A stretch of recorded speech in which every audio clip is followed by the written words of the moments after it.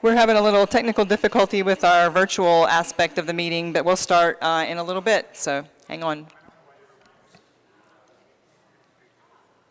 I'd like to at least let them know why we didn't start at 6.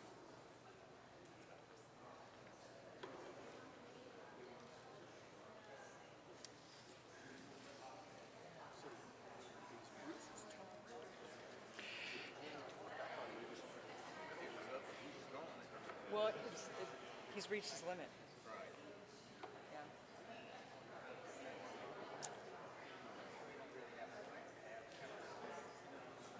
You have what in your term, another year?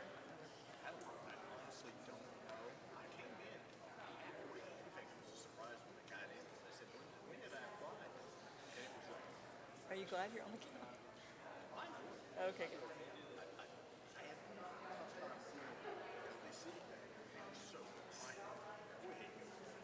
It's intense.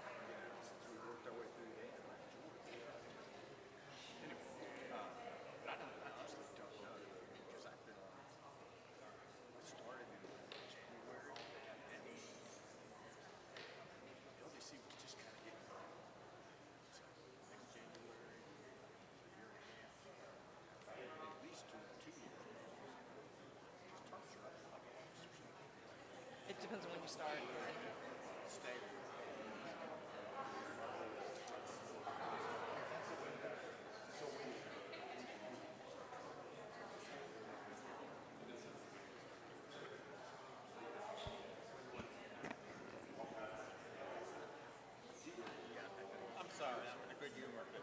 Oh, good. They're still. You're exceptionally jolly. That's great.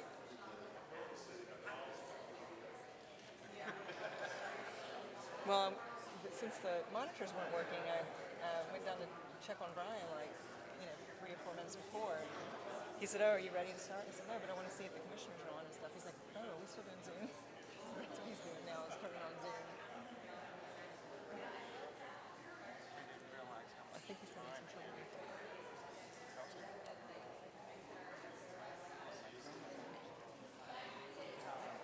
He had to lay some life. What a heavy load to carry that. What a heavy load to carry that.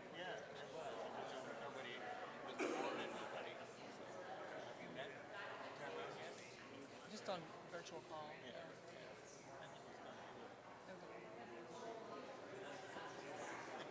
How do you know everyone puts in this one?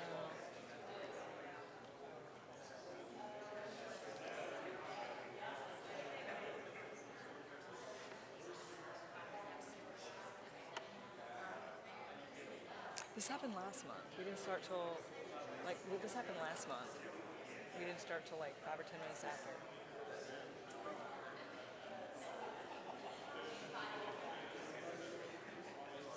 John's gonna leave next month because I'll be in Raleigh for work. So he'll have his shot. Hey, Bruce, can you hear us?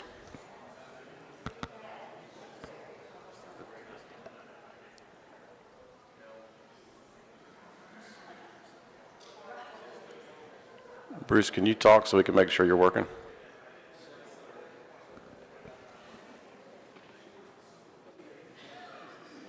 Is it the computer?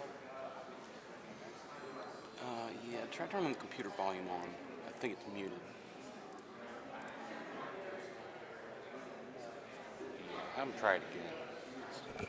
Hey, Bruce, can you try again? Try turning it up more. It might just be really low.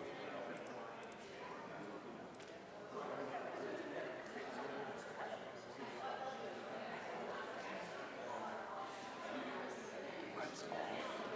Is it mute? Is it on mute? No, it's not on mute.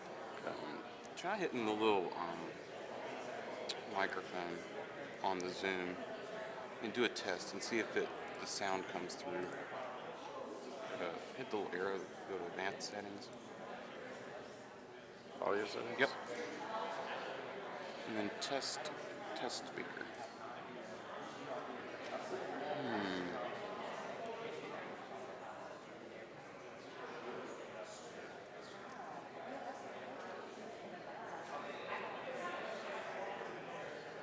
Oh, it's because if it's on all black. Yeah,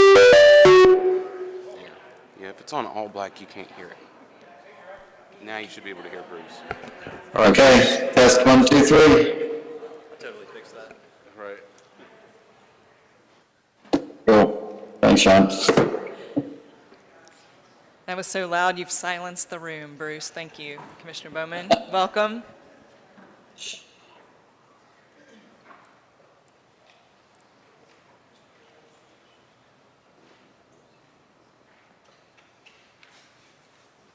All right, Brian, are we ready to start, Mr. Chambers? Good to go?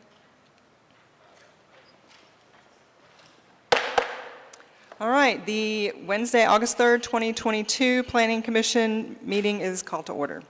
Would you rise with me to say the Pledge of Allegiance? I pledge allegiance to the flag of the United States of America and to the republic for which it stands, one nation, under God, indivisible, with liberty and justice for all.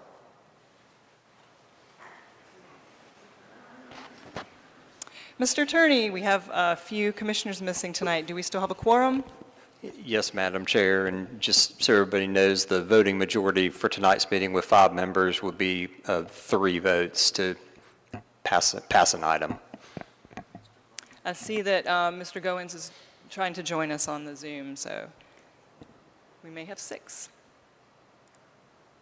That would require recalculation to 4 votes.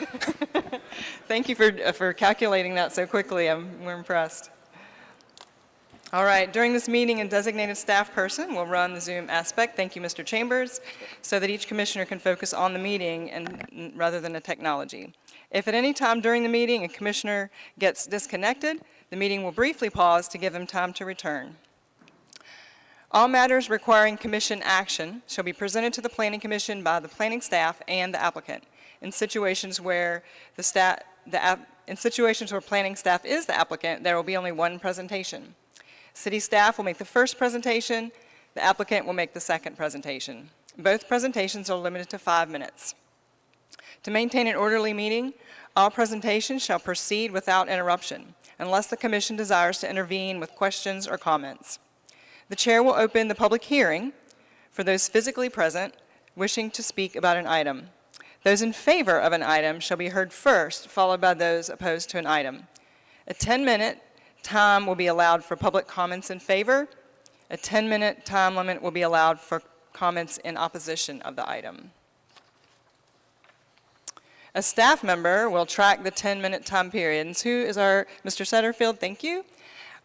Will track the 10-minute time periods and will raise his hand at the 5-minute mark, the 1-minute mark, and verbally call time when it expires. The chair, in their discretion, may extend these time periods. All groups, organizations, neighborhoods, or similar associations, if you're here to speak at the public hearing, are asked to appoint one spokesperson to present their concerns or point of view to the commission on each agenda item. The public has been encouraged to submit their comments in writing via a web-based form located on the city's website. All comments received before 3 p.m. today were forwarded unedited to the Planning Commission. All comments received will be delivered to City Council when the item advances. All comments received will be made available to the public if requested. All of our votes will be roll call votes unless otherwise stated after proper motions are made and consistency statements read into the record. The chair will state the outcome of the vote and the action. Rezoning requests that receive an unfavorable recommendation from the Planning Commission may be appealed by the applicant to the City of Wilmington, the City Council. Appeals should be in the form of a letter submitted to the City Clerk within 10 days of this hearing. Any appeals and all items approved tonight will be heard tentatively at the September 6th City Council meeting. Okay, Commissioners, the minutes from the July 6th meeting were in your packet. Are there any comments or corrections? I'll make a motion to accept the minutes as presented. Commissioner Pollack has moved to. Commissioner Bowman, did you have a comment or a second? Well, first of all, thank you for excusing my absence last meeting. I can't comment on the content except for that on page 3 at the bottom, the motion to approve was listed as 7-0 and it should be 6-0.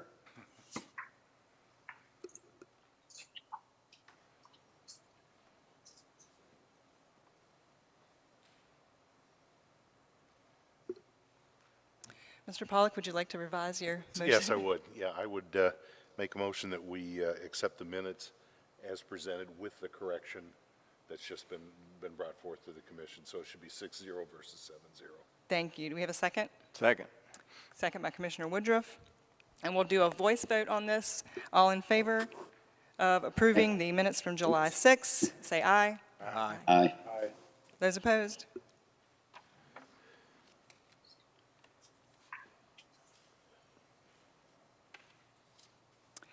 A few words about our agenda for this evening.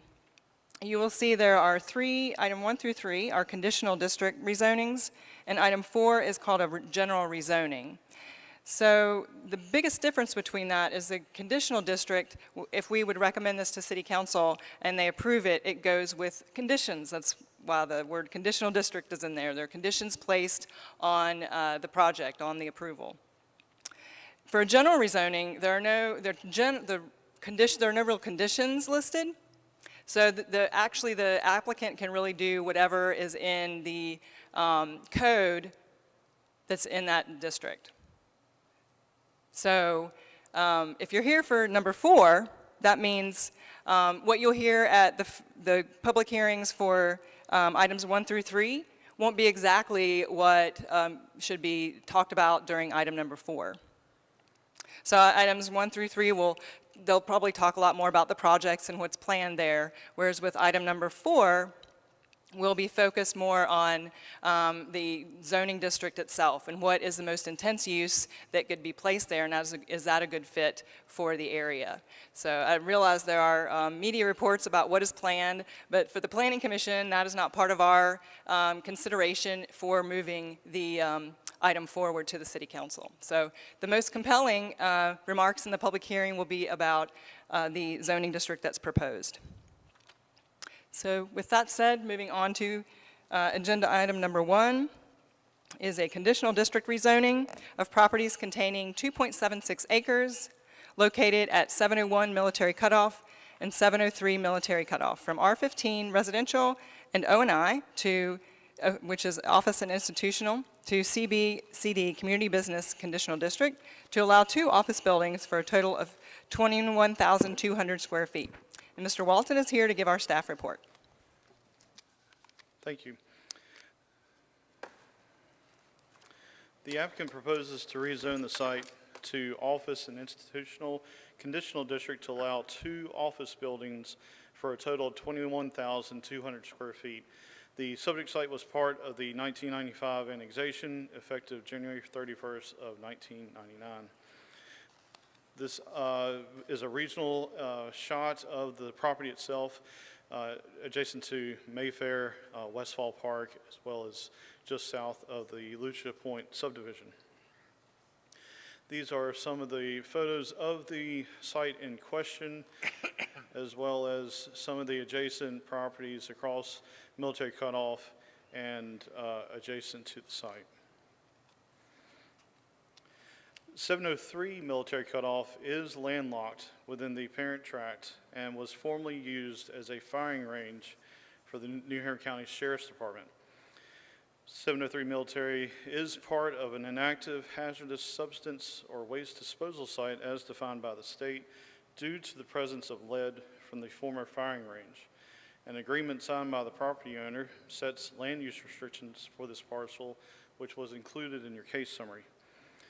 On February 17th of 2020, the North Carolina Department of Environmental Quality approved a remediation plan for the site cleanup.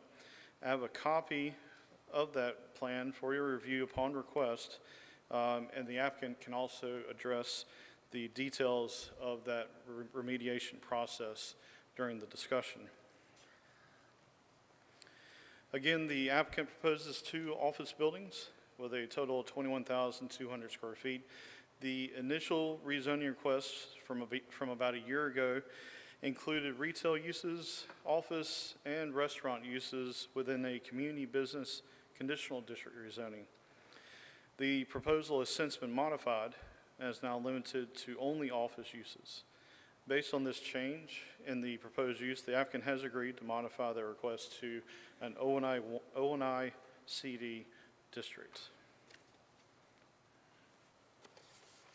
The site is identified as within a high-density transition area of opportunity, employment, academic center, mixed-use center, a transit-oriented mixed-use center, and along a major corridor. The comp plan supports development that is consistent with the context of the surrounding area. The plan calls for employment opportunities within an office development in proximity to services and multimodal connectivity. The plan encourages quality site design and site planning so that infill development is compatible with the existing natural and built environment. Wave transit facilities on Military Cutoff Road present an opportunity to increase ridership on an existing high-capacity transit route. There's also a 10-foot wide multi-use path along Military Cutoff Road that connects with further multimodal access to the site.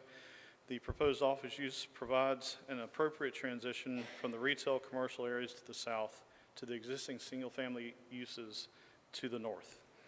The proposed rezoning is consistent with the Crate-Wilmington Comprehensive Plan, and staff believes the request is reasonable and in the public interest, and recommends conditional approval with the conditions outlined in the case summary. I'll be happy to answer any questions you may have. Thank you, Mr. Walton. Commissioners, do you have any questions for staff at this time? Commissioner Pollack? Jeff, just a couple. When I was looking, I guess it's page 4 of the package, and I'm on the item number 4, which is the vehicular traffic, and I noticed, if it stays existing as it is, the assumption is about 75 vehicles. I couldn't hear you. Can you Oh, speak in there? I'm sorry. Can you hear me now? A continual problem. Sorry. worries. I'm on page 4 of your package. Okay. And I'm looking at the vehicular traffic analysis, and it looks like current code, current existing, it would be about average weekday, two-way trips about 75, and if what's proposed is about 4 times that. Is that do we consider that a big increase in, that just seems 4 times traffic just seems to be a big number. Sure. So we're looking at single-family uses as opposed to a general office development. I don't think that we were looking to prove a point in that. We were mostly just as an information, this is what's allowed in the current zoning, and this is the potential of what would be allowed if this is rezoned to an office use. Okay. Second question is, further down, you talk about bicycle and pedestrian facilities. And I may be hung on semantics, but bear with me. Sure. It says will require a minimum of 8 bicycle parking spaces. Are those, when we say bicycle, are you non-motorized is what we're talking about here? That's correct. It's just a bicycle regular old- sort of, we want to encourage developments like this to, especially adjacent to the multi-use trail, to have a bike rack basically for Okay. that use. Okay. Thanks, Jeff. You're welcome. All right, thank you, Mr. Walton. You said the applicant is here Thank you. Yes. to make a presentation. Welcome.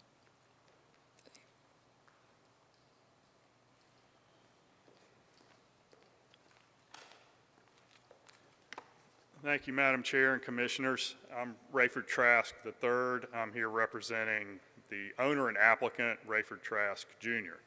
We're both from Wilmington. So this piece has been a thorn in our side for a while now. Back in the day, in a whole entirely different world, we leased it to the Sheriff's Department on a handshake for I think like $5 a year.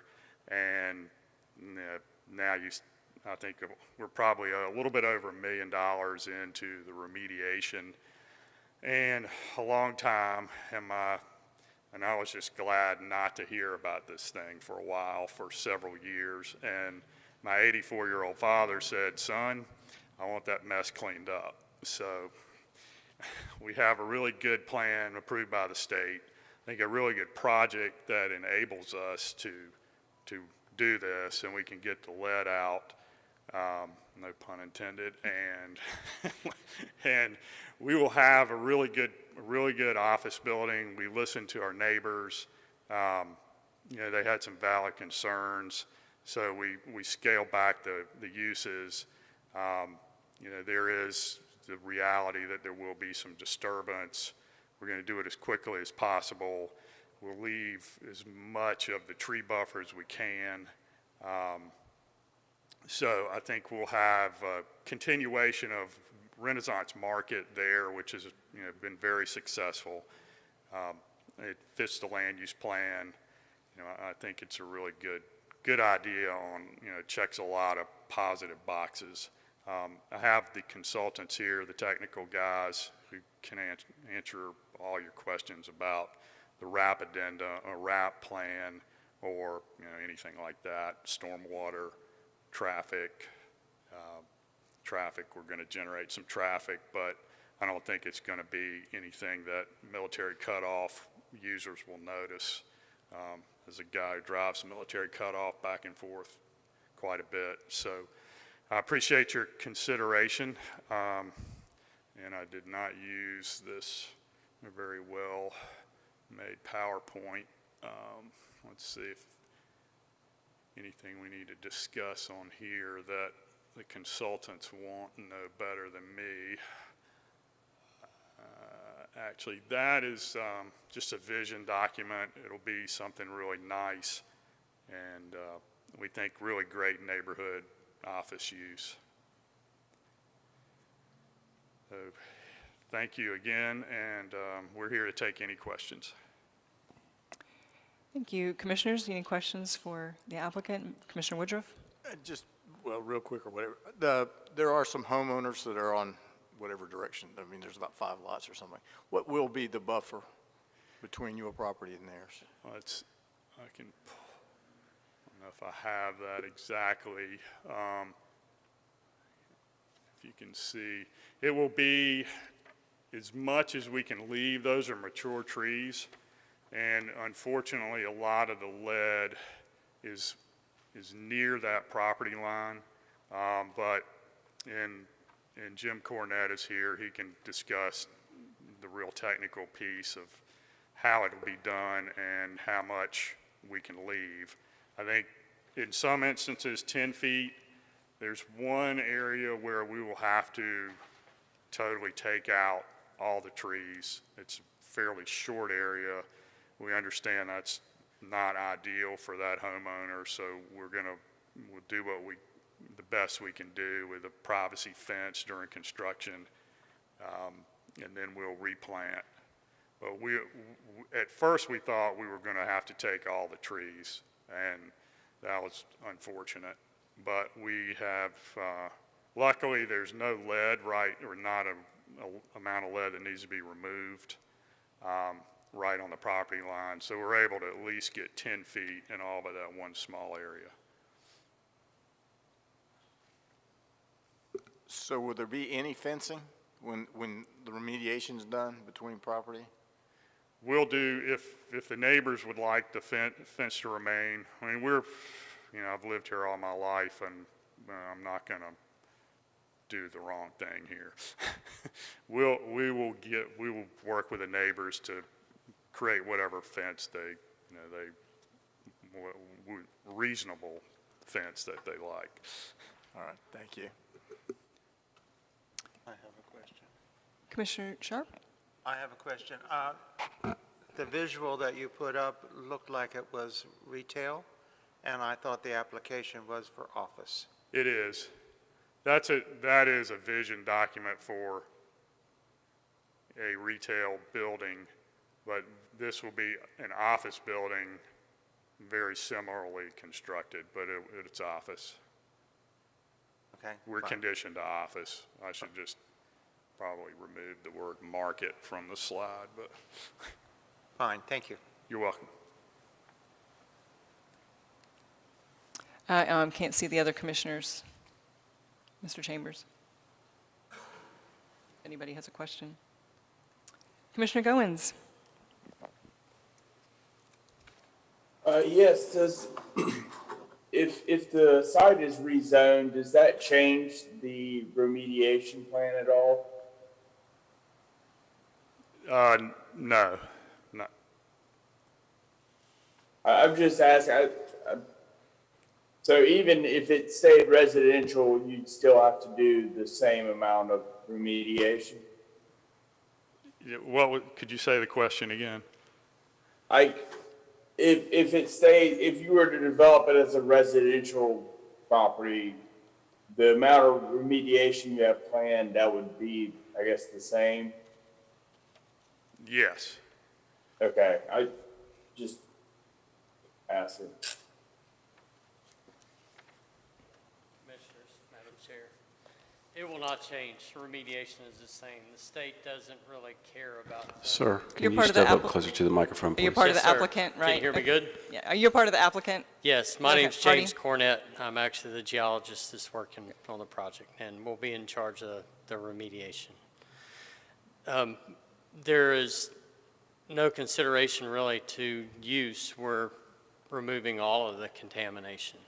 So we're going to get the actual focus area as close to pristine as possible. And there's about 1,500 tons of material that's going to be removed as part of this. Thank you. Thank you. All right, thank you. Thank you. At this time, I'll open the public hearing. And the timer will start. Is anyone here to speak in favor of this item? If you'd come up to the podium, make sure that you have signed in, either at the front, coming in, or with our desk here. All right, anyone here to speak against this item? Item number 1. And start with your name and address, please.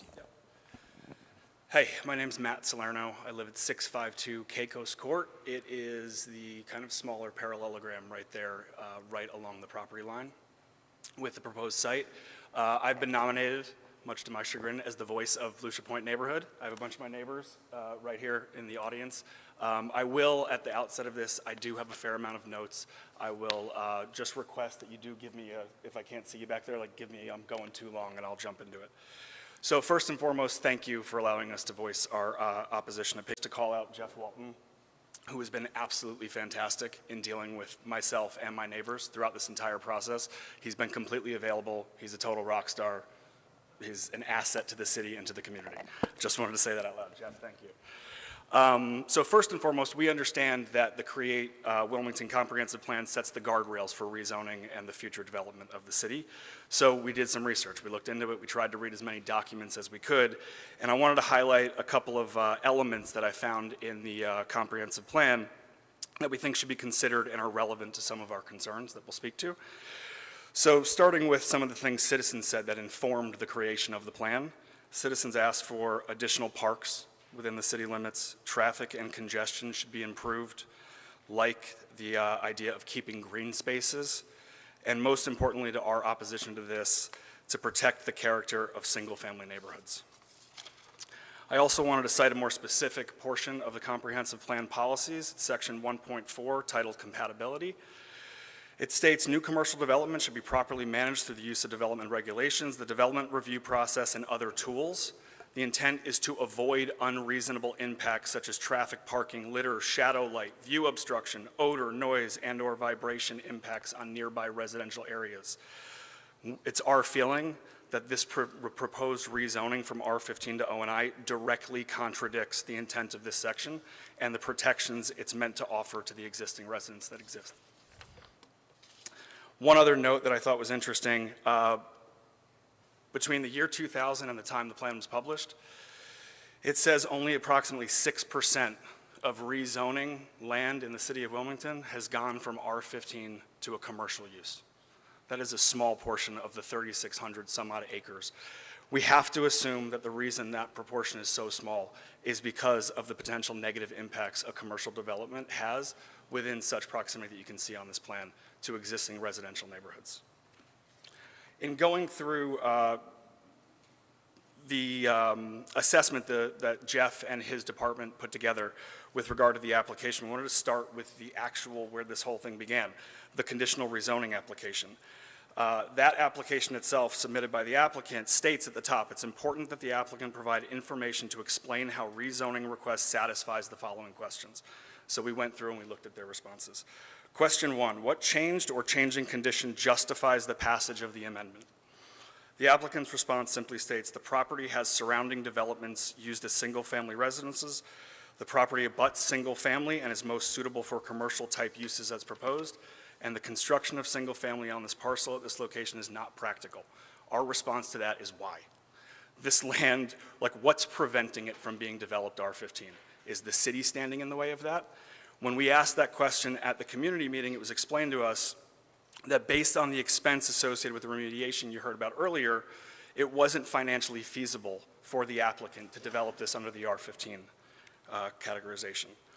Second question, explain how the map amendment would be consistent with the Create Wilmington Comprehensive Plan. Simply put, the answer was the map amendment matches the intent of the plan, no explanation given, except for it serves as additional offices off Military Cutoff, while the Avenue development, which we understand is already approved and in motion, on the north side of Cayman Court will offer continued development. In essence, to us, this explanation simply says it's a good thing to squeeze our neighborhood between two new commercial developments, which we just adamantly disagree with. Question 3, briefly explain the expected impacts on the areas if the proposed zoning map amendment is approved. I appreciate some of you have already brought up some questions with regard to this point. We felt like this was the most egregious non-answer in this application. The applicant's response simply said, this map amendment and proposed site plan will have little impact on the adjacent neighbors. Lucia Point to the north has an existing 6-foot privacy fence, and Westfall North would provide appropriate buffering adjacent to Lucia Point's property. 5 minutes. 5 minutes. We as a neighborhood have identified myriad concerns and potential impacts that a development such as this could cause. Again, many of the people sitting in the audience represent the residents that live right along this property line. We've broken this project up into 4 phases just to help us organize our thoughts. So there's the rezoning phase, which is what we're going through now, the lead remediation phase, the construction phase, and then ultimately, if it moves forward, to the occupied phase. If the rezoning phase is granted, there's nothing preventing the sale of the property to another developer or builder in the future, is our understanding, or applying for a modification to the conditions of rezoning, which theoretically would be approved to move this process forward, thus opening it up to other allowable uses that exist under the O&I categorization, other than office space. The lead remediation, it's been explained to us this process will involve tree and soil removal, as you just heard, soil backfill, and then a 1-year period of monitoring the site before the construction can begin. We have concerns around what the environmental impact, water runoff, noise, light, all of those things, and just the general safety of us within proximity. You heard how close the clearing of this is going to be to our property lines. I personally had an experience last summer where trees were being cleared on this specific parcel of land, probably 60, 70 feet away from my home, and pieces of those trees were flying over the fence line into my pool where my 1-year-old and 6-year-old were swimming. I had to go to the parcel of land and stop the person cutting the trees down. It was a dangerous situation that was caused. Ultimately, then we go into the construction phase. Again, you can see the proximity. How are we supposed to live? It's been explained to us that this could take 12, 18, 24 months of actual construction to get this site to the plan that you see before you. The proximity, we're talking 20 feet from our backyard at the closest point. It's unreasonable to think we can live and enjoy our homes for the duration of the construction. We also have concerns, again, during the construction phase, water runoff, noise, trespass, all of those things being within such proximity. The fourth question was, describe any other circumstances that justify the proposed amendment. The applicant basically didn't address this. Their answer simply, it doesn't list anything else that's in the public interest, as much as it says and acknowledges that there may be impacts from this rezoning. The answer simply says the proposed rezoning is requested as conditional district, which is now out of date. The use proposed generates minimal traffic impact to the adjacent military cutoff, but it's acknowledging there will be traffic impact. And then it talks about the entrance and the cross-city trail. So having said all of that in relation to their actual application, I wanted to jump in and address a couple of the points that were categorized in the summary that Jeff and his department submitted. So again, we understand the Planning, Development, and Transportation Department has done significant due diligence. This process, how long? Two, great. Sorry. Can I ask for more time, seeing as I'm representing 50 people's comments? Is it too early to ask for that? You can add, what do you think you need, 2 more minutes? If I can get 4 minutes total from now, 4 I minutes think I can total. blow through it. Great, thank you. Approved. So we understand the due diligence that went around the summary, and we appreciate it. We understand that their recommendation is a conditional approval. But again, we wanted to address the zoning history first. Parcel of land in question was previously zoned and currently is R15. Again, we just don't understand why it can't be developed that. Would I love having another house right in my backyard? No. Would I oppose it? No. It's what the land is currently zoned to do. It's been explained to us that the lead contamination in the ground is a result, you heard, of leasing the property to the sheriff's office. And it seems like the only reason this is being requested to be rezoned is financial for the applicant. It's very expensive to monitor and to remediate the soil. We understand that. But surely the financial reasons that the developer and applicant have to rezone this land cannot outweigh the potential impacts, negative impacts it will have on the immediate residents in our neighborhood. The proposal, so we understand that based on a recommendation from Jeff and the rest of the department, that the request has been refined to the O&I, which is a less intense categorization as we understand it.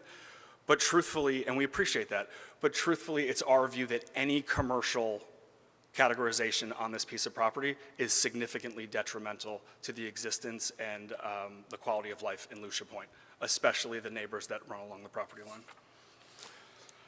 They talked about, Commissioner Pollack talked about parking. The plan didn't require a TIA. You made the point, as an R15 parcel of land, we're looking at 75 potential daily trips.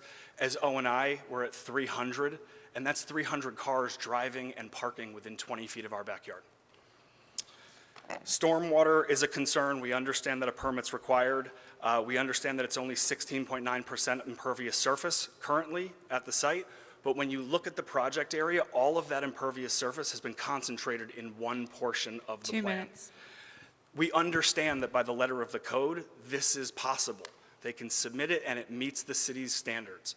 But in reality, all of that impervious surface sits right behind 5 or 6 residential houses, and we have significant concerns around water runoff and the impacts on our property. Buffers and landscaping, it came up briefly. We appreciate the 20-foot buffer the applicants proposed, but based on the height of the building and the estimated number of in and out cars per day, we fear the 20-foot buffer will do little to protect the integrity of our property and privacy of our homes. At 35 feet high, the potential for clear line of sight from buildings into our bedroom windows, decks, backyards is a real concern. As you heard, there's no vegetative or physical barrier plan that we're aware of that's been presented thus far. In conclusion, we ask the Commission to consider the following objections and interpretations provided by the residents of Lucia Point when making your recommendation to the City Council. We see limited, if any, legitimate need for a development of this type on the location, specifically this one here. Only upside seems to sit squarely with the applicant. We feel like the applicant has failed to present a compelling case that rezoning from R15 to O&I is in line with the Create Wilmington Comprehensive Plan and in any of the greater public interest. We've identified facets of the plan that this proposed zoning change either directly contradicts or simply does not align with. We see the potential negative impacts on the delicate Howe Creek ecosystem and the established neighborhood of 30 Lucia seconds. Point. How long, 30? And finally, the most importantly, the health, welfare, and privacy of our family and neighbors, as well as our right to the quiet enjoyment of our homes and property, is of the utmost importance to us. It's our view that this proposed rezoning unnecessarily threatens and potentially jeopardizes these fundamental expectations we're afforded as taxpaying residents of Wilmington. And I just ask all of you to take a step back, look at the plan, and just honestly think, would you welcome a development like this in your own backyard within such proximity? Thank you. Thank you. Mr. Salerno. Does anybody have any questions for me? No, we're not allowed to do that. Okay, fantastic. Thank you very much. I appreciate it. This is your time. This is a public hearing. Anyone else here the time is up for the opposition, but anybody who has decided to speak in favor will have 12 minutes since I gave extra time to the opposition. Anyone else here to speak on this item? If not, the public hearing is closed. Commissioners, would you like to get the applicant back up to address concerns? Would the applicant like to come back? I don't see him. And address any of the concerns from the public hearing? JC, I have a question. I just don't know who to address it to. Okay, well, we'll start with the applicant. Okay, whatever. He's on his way up. Thank you for coming back. Just one comment. Thank you for the opportunity. With respect to the health and safety issue I kept hearing raised, and I appreciate no one likes change, particularly in their own backyard, but the fact that there is like 1,500 tons of lead-infused dirt that needs to come out of there, I mean, that's, in my mind, a very compelling health and wellness issue. Thank you. Okay, you can stay up at the podium. Commissioner Woodruff? I said I have a question. I don't know who to ask it to, but do you know what the buffer is on the houses that actually butt up against Military Cutoff Road? I mean, there's probably 10 residential units along there. On Military Cutoff? Yeah. I do not. Okay. I can address that. Okay. Mr. Walton? Code would require a 20-foot buffer of vegetation. If they were to go with a 15-foot buffer, then a fence would be required. We decided not to go with the fence recommendation route because you would, in essence, have their fence for the project buffer and then the fence for the neighborhood all within a buffer. And so by them going through the 20-foot buffer route as required, it would just be a line of vegetation and not necessarily a fence. Commissioner Woodruff, just for clarification, were you asking about the buffer internal to the site or along Military Cutoff Road? I was. I'm sorry, which one? The second one? Along the road itself, Military Cutoff, not the project, but the. Thank you. Along Military Cutoff, there's what's called a streetscape, and it ranges between 15 feet to 40 feet. And in that streetscape, there would be required X number of trees, understory trees, as well as shrubs as required per code. Okay. But that's what exists now for those homes that are along Military Cutoff. For Lucia Point, I don't think there is any buffer other than their brick privacy fence that adjoins Military Cutoff. All right. I don't know, and they can correct me when Lucia Point was created, but I don't think there was a buffer, or I don't even think Military Cutoff Road was 4 lanes when Lucia Point was developed. Okay. All right. One other Commissioner question. Woodruff, Brian over here, just to clarify, since those homes are fronting the right-of-way, there would not be a buffer requirement. It's just the wall that Jeff mentioned would be the property line, and there's no buffer requirement adjacent to a right-of-way. I was just curious what buffer was between the back of those homes and Military Cutoff. It would be whatever exists between the wall and the multi-use path, but that is right-of-way, so it's not private property. Okay. All right. I have one more question, and Jeff, this may be to you too. In past times, we've dealt with lighting, and there's some verbiage that's used that the lighting does not shine towards everybody else. It's got to be interior, right?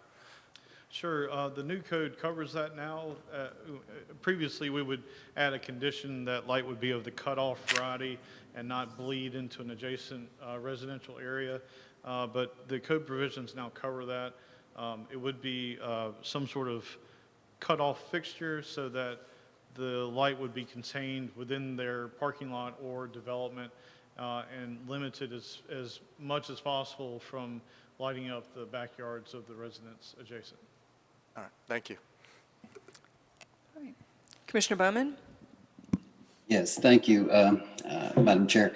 Mr. Trask, could you ask Mr. Cornett to join you at the podium, please? Yes, sir. Mr. Cornett?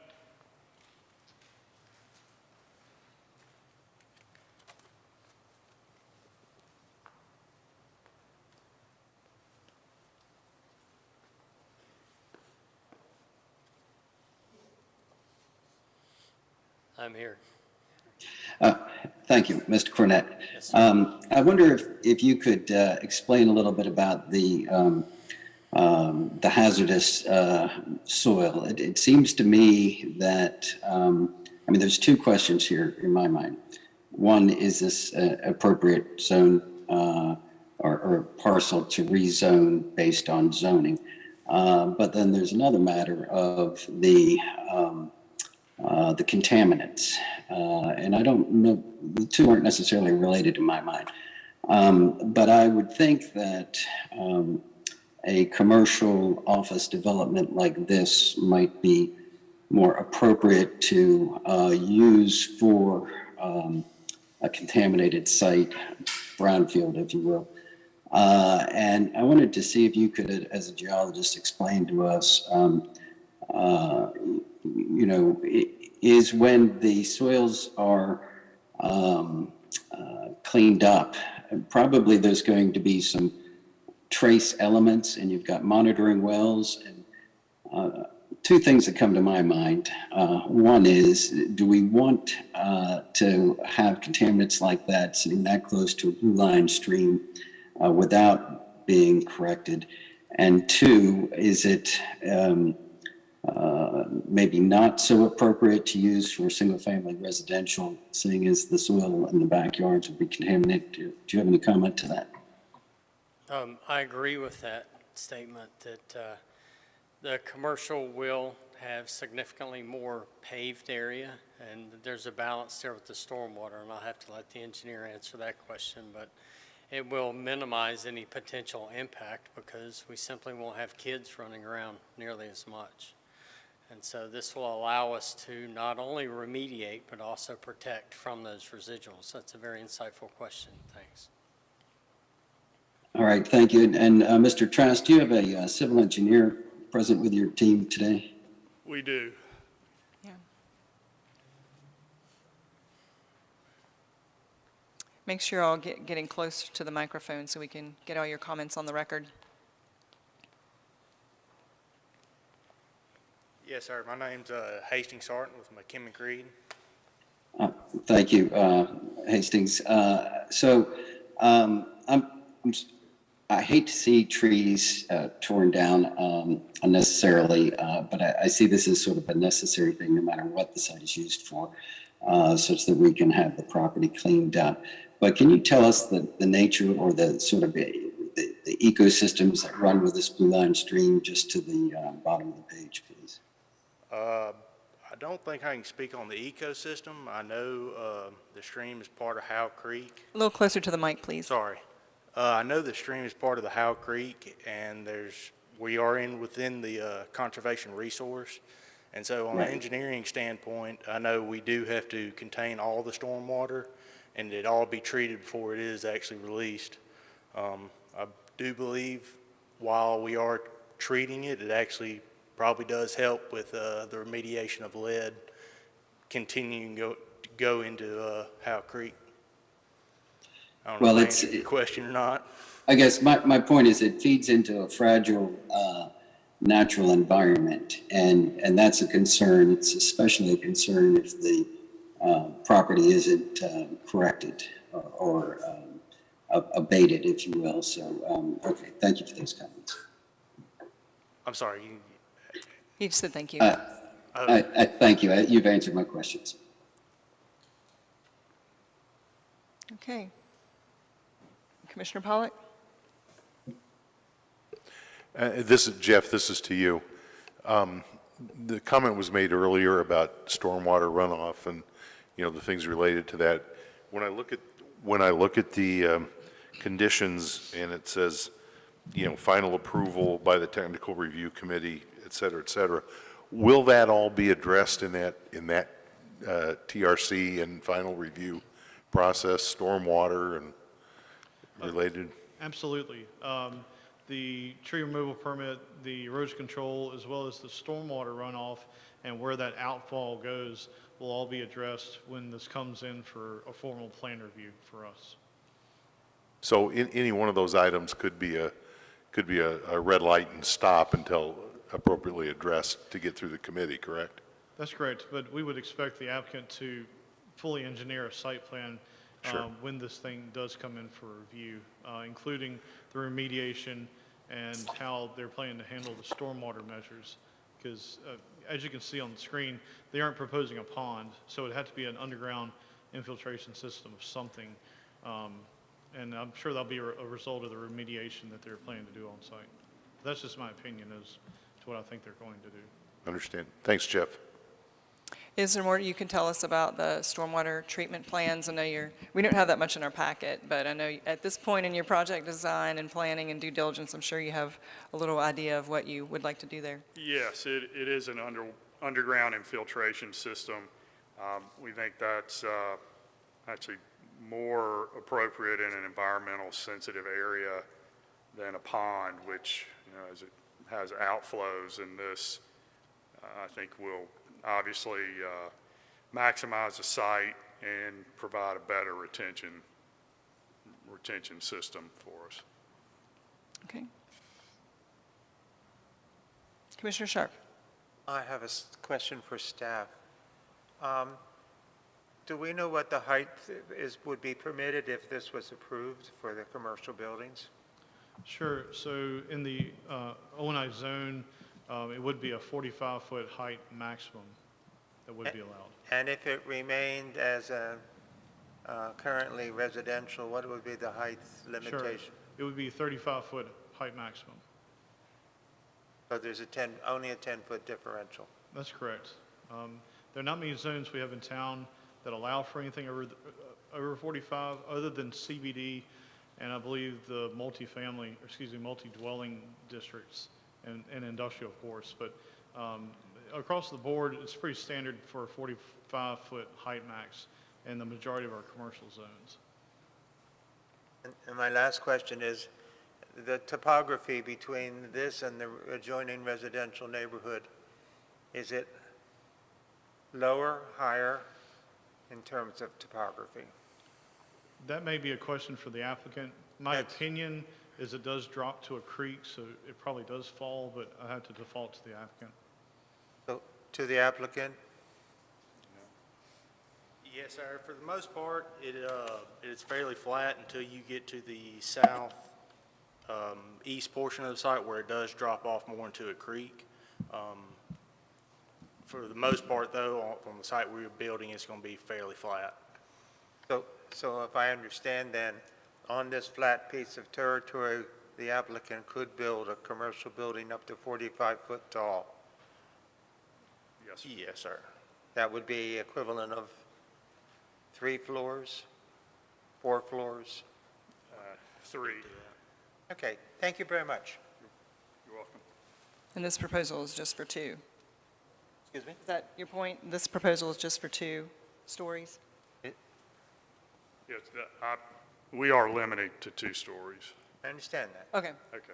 Just I wanted to understand what you're No, that's fine. what you're Okay. getting at. Thanks. But, fine, you're conditioning it to be not more than 2 stories. Yes, sir. Thank you. My question is probably for staff too. The conservation resource setback, the building and the curb is encroaching on that. Can you tell us a little bit more about the requirements around that particular one? There's a couple setbacks there. Sure.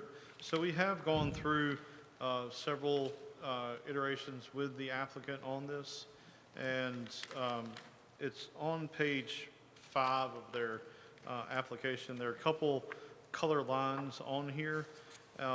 And one is the 404 wetland setback.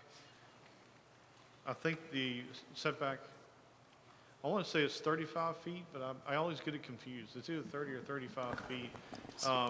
It's 30 feet. 30 feet. So our staff has looked at this as well as our environmental planning staff, and it looks like it meets the intention of code. So the 404 setback is being met, and we feel confident that based on this design, we can permit this through the formal process. Okay. Commissioners, any other questions for the applicant? All right, thank you. Thank you. All right, what is everybody thinking on this one? Okay, Commissioner Bowman. Thank you, Madam Chair. I do sympathize with the neighbors that they would prefer not to have a commercial development to their rear, but it's on a major artery, military cutoff, which we've seen, a lot of intensive uses along.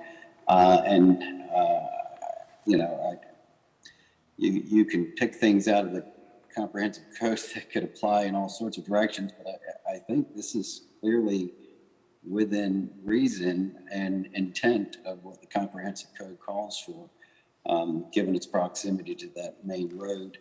And, I just feel like it's a great thing to clean up the site. And, I give the landowner credit for wanting to do the right thing and to remediate the soils. It's a very hard thing to do.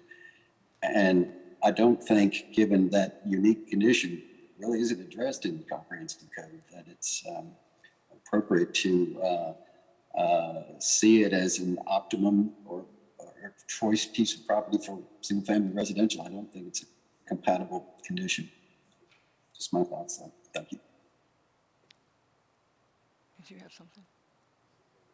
Okay. I thank you, Commissioner Bowman. Considering the rest of military cutoff and the intense uses there, it does seem like a nice compromise, actually, between the R15 and what could potentially be requested there based on the area. Commissioner Woodruff? I would echo Bruce's comments with regard to somebody's not going to like it. There's no doubt about it. I'm sympathetic to the homeowners that are here tonight that abut up to this, go through the construction phase, live through it. I'm sympathetic to those people whose houses butt up against military cutoff. Looking at what information we have, they're even worse off than you are with regard to proximity of your homes to whatever it is, whether it's a road or this development. I like the fact that there's an opportunity to clean this up. I think reality is, if it was not the Trask doing it, it would never get done. I can't imagine anybody buying this property. They've owned it, not that they created it, but they're stepping up and they're going to clean it up, which benefits everybody in the area, everybody in the community. So I personally am in favor of it, and to that end, I would make a motion to approve agenda item number 1. Okay, we'll call for that in a minute. Any other comments? Commissioner Sharp? I can't find where it's in the conditions or in the proposal that it's limited to 2 stories. It's on the site plan. It's on the plans that were submitted. It may be in the conditions too, I don't remember. Commissioner Sharp, and I'll let Brian jump in if he wants to, but the site plans indicate that the buildings will be 2 stories, and then condition 4, I believe, in the staff report is linked to the site plans that have been presented to the commission. Okay, thank you. Yes, Thank sir. you, Mr. Attorney. All right. What is the will of the commission? I would make a motion to approve agenda item number 1, the request of changing 701 Military Cutoff Road from R15 to CBD Conditional District, case number CD 5822. This request is consistent with the objectives and policies of the following plans adopted by the City of Wilmington. Create Wilmington Comprehensive Plan. The Planning Commission considers its approval to be reasonable and in the public interest because the proposed office use provides an appropriate transition from the retail commercial areas to the south to the existing single dwellings uses to the north. Therefore, the Planning Commission recommends approval of this request and any conditions that may be contained in the staff report. Commissioner Woodruff, would you accept one modification brought by staff? We sent out an approval sheet that had the old zoning, which was CB, CD. Would you accept the modification to O and I, CD? Yes. Thank you. Okay. Commissioner Woodruff has made a motion to approve agenda item number 1. Do we have a second? Second. Commissioner Pollack with the second. Do we have any further discussion? All right, we will take a vote, a roll call vote. Commissioner Bowman? Yes. Commissioner Goins? Aye. Commissioner Lyle, aye. Commissioner Pollack? Aye. Commissioner Sharp? Nay. And Commissioner Woodruff? Aye.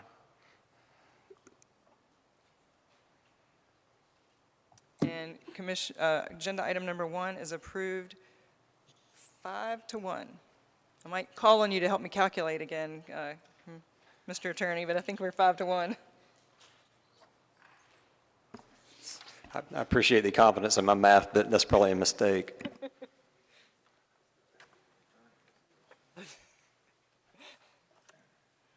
All right.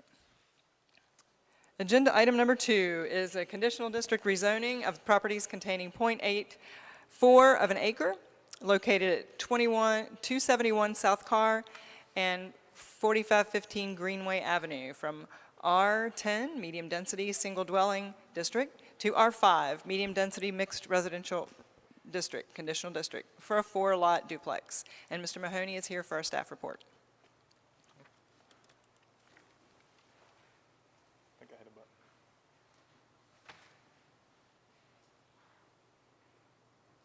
Thank you, Madam Chair. There we go. Sorry about that. The site, as you mentioned, is located on the northeast corner of Greenway Avenue and South Carr Avenue. It contains approximately .84 of an acre and is currently vacant. This map shows the general vicinity surrounding the request. And these are photos of the subject property, looking north on Greenway Avenue and looking west towards South Carr Avenue. These are photos of adjacent properties and land uses. These are taken from South Carr Avenue, looking west, and looking at the single dwelling adjacent property to the east. As mentioned, the site's currently zoned R10 residential. It is bordered by R10 residential zoning to the north, south, and east. There's MD10 conditional district to the south, and west across Carr Avenue, and there's RB Regional Business Zoning to the north. There are residential uses located in all directions of the site. There's higher density residential uses located to the west across Carr, and commercial uses directly to the north. Here's the proposed site plan provided by the applicant. They are proposing to rezone this property from R10 residential to R5 residential conditional district. This is for 4 lots. Each lot will contain a duplex for a total of 8 units. The units are proposed to be 2 stories. They'd be accessed by a shared access easement and shared driveway with single access to Greenway Avenue. That's the lone driveway. Under the current R10 zoning, there is a development potential of 3 residential units with also a potential of 3 accessory dwelling units. These are the applicant provided elevations for the project. This site's located near a high-density transition area of opportunity and along a major corridor and regional connector on the Comprehensive Plan's Growth Strategies map. The Comprehensive Plan promotes higher density development where appropriate. The Comprehensive Plan also supports a compact development pattern that reinforces the efficient provision of public services and utilities. The proposal would provide additional housing options along a major corridor and puts residents near services. Staff believes this request for the conditional rezoning amendment is consistent with recommendations of the Create Wilmington Comprehensive Plan, and that the request is reasonable and in the public interest. Staff recommends conditional approval with the conditions outlined in your case summary. That concludes my presentation. I'm happy to answer any questions that you have, and the applicant's here as well to answer any questions. Thank you, Mr. Mahoney. Thank you. Commissioners, do you have any questions for staff at this time? Commissioner Woodruff? Just quickly, what would be the maximum they could put on that property? Currently, as zoned, If we make the change? if we made the change, this would likely be the maximum development potential based on the lot sizes. Okay, that's all. Any other questions for staff?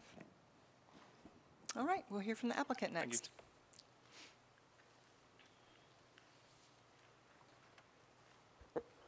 Good evening. I'm Cindy Wolf, and working with the owners of the property. Appreciate the staff's thorough summary. Location-wise, you're aware of that. Zoning, these zoning maps, I think, sometimes are a little bit clearer as far as what goes on around it, and as you can see, there is quite a bit of development other than R10 around it. The parcels right now are vacant, and this is what we have in mind. A lot of the zoning cases that I've been bringing forward lately are R5, and I think through the conditional district, it affords us the ability to increase the density and provide more housing. Obviously, the increase in density hopefully allows costs to be spread out better, and values and rents and that sort of thing to be a benefit. The other thing that the conditional district does is provides for those types of conditions, and this is one of them. Rather than trying to get 2 driveways or 3 driveways onto Greenway, another one onto Carr Avenue, we self-limit ourselves through the design and the coordination with staff to a single drive. We worked out with the fire department how that all works as far as turnarounds, tree save, certainly sidewalks are not generally a factor of exempt divisions, but going through the conditional process, sidewalks get put in too. So I think this is an excellent opportunity for infill. The look of the home is not far off from what we have along Greenway and some of those areas back there. And basically, we believe that the rezoning is consistent and reasonable in the public interest because infill, where lots are existing and services are available, reduces housing development costs and restores housing options and diversity. Location-efficient housing should be promoted and encouraged for sustainability and adaptability of our community. In a quick answer to Mr. Woodruff's question is, I've found that the R5 is a great alternative in creating individual duplex lots. Here we have 8 units. If we were to just combine the entire tract, R5 does allow for townhomes to the tune of take your total acreage and divide by 3,500. My guess is that would probably translate in, and I don't have the exact number with me, but probably to 9 or 10 units, but then it's all in a string. And I didn't think that that was appropriate for this neighborhood, whereas duplexes fit into a single-family neighborhood, albeit it's the entrance into the neighborhood. So the duplexes are sort of we specifically are doing the duplexes rather than some of the other things that the R5 district could support. And I'd be happy to answer any questions. Commissioner Sharp? Does your development Look plan closer to your mic. allow for, does your development plan, would it allow for ADUs? No. Accessory dwelling units are only permitted with single-family lots that are conforming to the district that they're in. So no, duplexes, a duplex on a lot would not allow any accessory dwellings in addition. Thank you. Anybody else? Okay, thank you, Ms. Thank you Wolf. very much. At this time, I'll open the public hearing for agenda item number 2. Is there anyone here to speak in favor of agenda item number 2?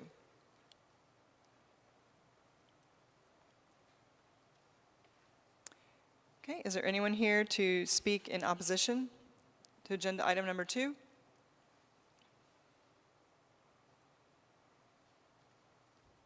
Anyone here to speak regarding agenda item number 2? The public hearing is now closed for agenda item number 2.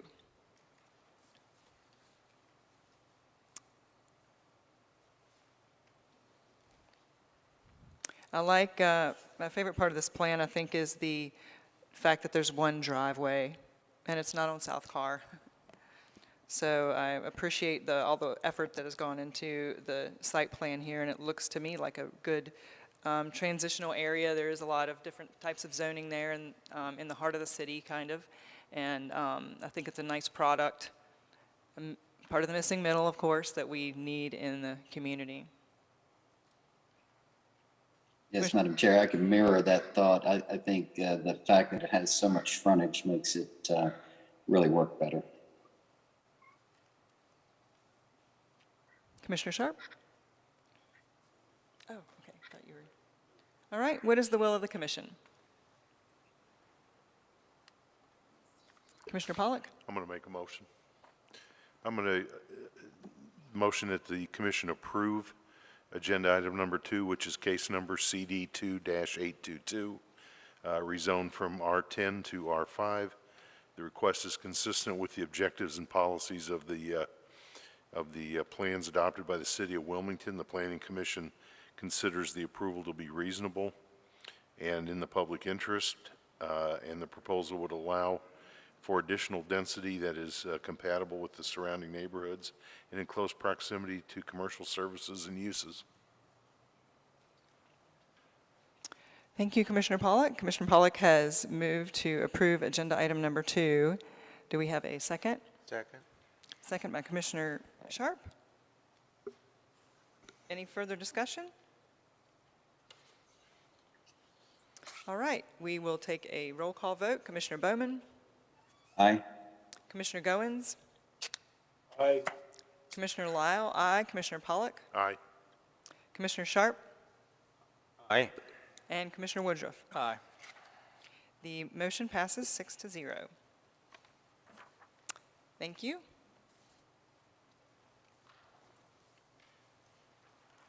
Moving right along to agenda item number 3, which is a conditional district rezoning of properties containing 1.57 acres located at 206 and 208 North Carr Avenue from R10 medium density single dwelling district and RB regional business district to R5 CD medium density mixed residential district conditional district for a 3-lot townhome development with a maximum of 15 units. Mr. Mahoney is back with us to give the staff report.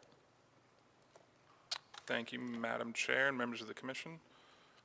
We're going to move a little further up Carr Avenue to North Carr, as mentioned.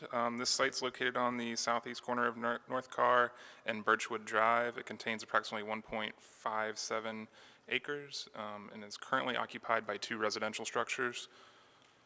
This map shows the general vicinity surrounding the request. And these are photos of the subject property taken from North Carr and along Birchwood. And these are photos of the adjacent land uses along North Carr and along Birchwood Drive. As mentioned, the site's currently zoned R10 residential and RB regional business.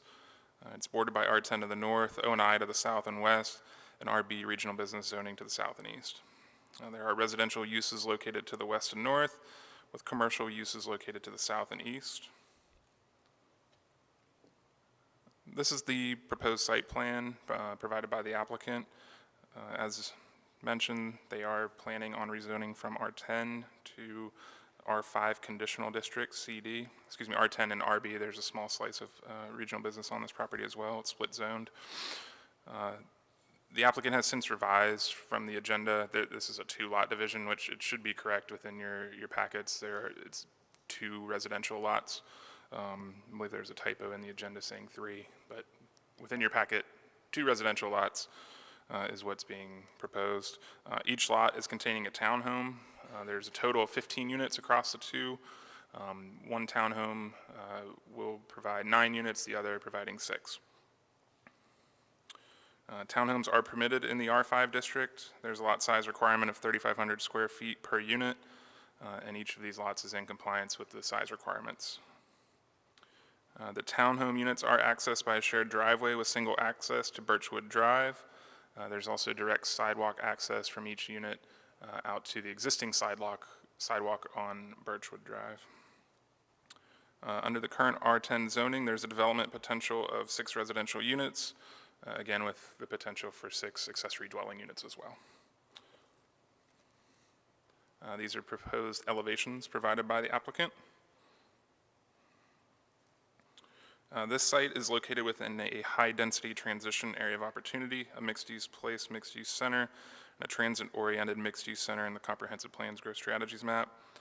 North Carr Avenue is also considered a major corridor and regional connector. These designations promote moderate increases in densities where appropriate, and this proposal places additional density along a major corridor near transit and in proximity to commercial services. The proposal provides an appropriate transition between the existing node located at the intersection of Market Street and Carr Avenue and the residential neighborhoods to the north.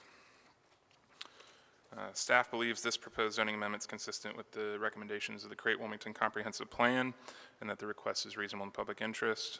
Staff recommends conditional approval with the conditions outlined in the case summary. Happy to answer any questions. That concludes my presentation. The applicant's here as well. Thank you, Mr. Mahoney. Thank you. Commissioners, do you have any questions for staff? Mr. Woodruff? What's the tract that's just immediately south of that? Immediately to the south, let's see. I mean, it says it's zoned O&I conditional district. It looks like a single-family house or something sitting I there. believe it's an office park. Well, the park, I'm talking, I mean, I understand that. There's a business park. You could see that. But there's, I mean, immediately to the south of the tract in question, There is, I believe I got a picture of it. There's an office that faces Carr. Just one office building. I mean, that's what it looks like. I mean, all I can see is from the aerial. I believe it's that there is. rectangle that's just south of the. Okay. Right. But it is already. I mean, there is an office or something there. Yeah, it looks like a converted, from what I remember out on site, it looks like a converted home turned into type of office development. Thank you. Anyone else for staff? Commissioner Sharp? So I'm confused on what happens to the easternmost end of the project, the hatchet part that's coming around the corner. The portion, let me see if I can get on Yes. all the way over on Yeah. on right-hand side here. Yes. That will be part of the rezoning request. That's And there's nothing on the site plan, there's nothing proposed for that area. yeah, it will be left undisturbed. Be left undisturbed. Right. Okay, fine, thank you. All right. Anyone else? We will, thank you, Mr. Mahoney. Thank you. We'll hear from the applicant. Welcome back, Ms. Wolf. Thank you. My name's Cindy Wolf, and I'm here on behalf of the owners of this property. A similar situation as far as the availability of R5 as a reasonable transition for rezoning. In this area, along with all of the improvements that have occurred along Carr Avenue, you've got a lot of apartment buildings to the north of here. Obviously, you do have offices to the south. As we pointed out, the property below us is office and institutional. At one time, it was the Woodman of the World's office. Then a contractor bought it, a housing or renovation contractor. It has recently just been sold again, and I spoke to the owner just a couple hours ago. But right now, it is just an office building, and then all of the backland is just wooded. The plan we have here is for the 2 lots, and each of the R5 lots would then be developed with attached townhomes, which you can attach anywhere from 3 to 10 townhomes on any R5 lot, providing that it meets the area requirement of 3,500 square feet per unit. There are no accessory dwellings available to it because it's not single-family homes. All of this area, Mr. Sharp, to the east would just be left wooded. There's a lot of trees there. It does go downhill because there is a pond that was used for where the Bojangles and the Walgreens, there's a Department of Transportation pond, and then there is also a pond for that development that is fronting on Market Street. We worked with staff as far as the alignment of our driveway with Noki Road. They did not want driveways onto Carr Avenue, so we have a turnaround at the length of that. Now, these are 3-story units with parking underneath, so we've limited the amount of impervious and everything.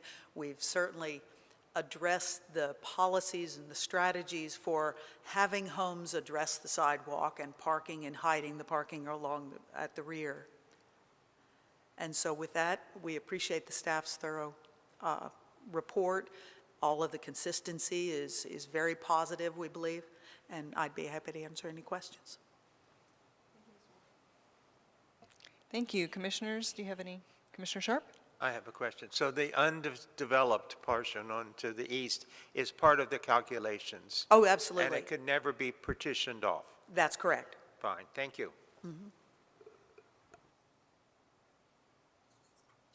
Commissioner Pollack? Yeah, Cindy, real quick question. This picture, do the front entrance of the townhomes is on the street and parking's in the rear of the buildings, right? This is the front. This This is is what the will front. face Birchwood. Okay.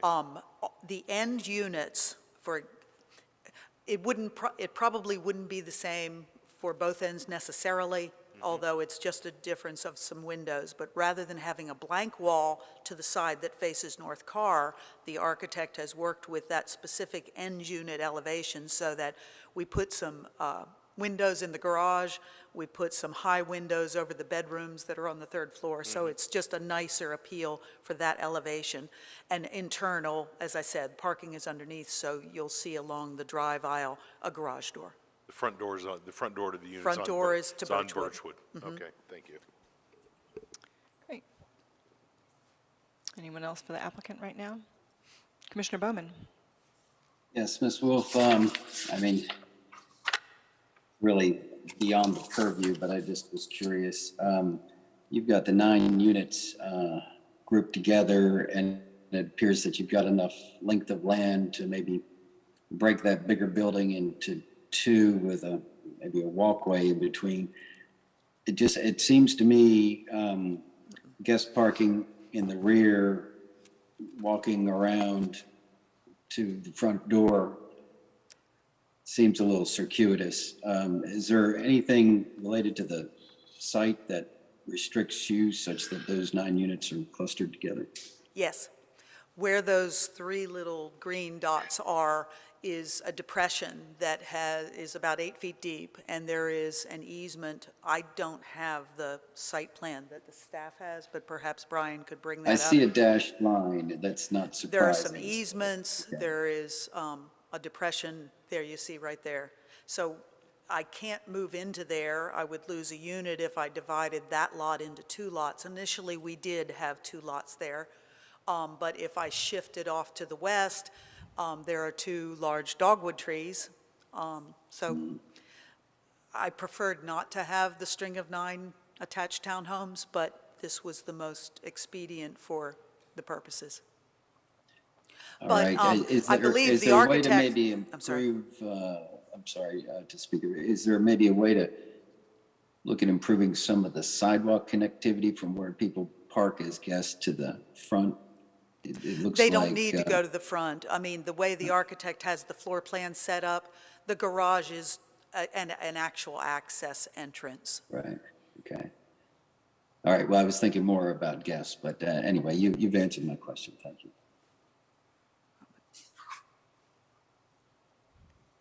It's one of the version of the site plan that has 3 buildings instead of 2 is in our packet, so that might That have was been a little. taken to the community meeting. Oh, okay. So that's why that was included in your packet.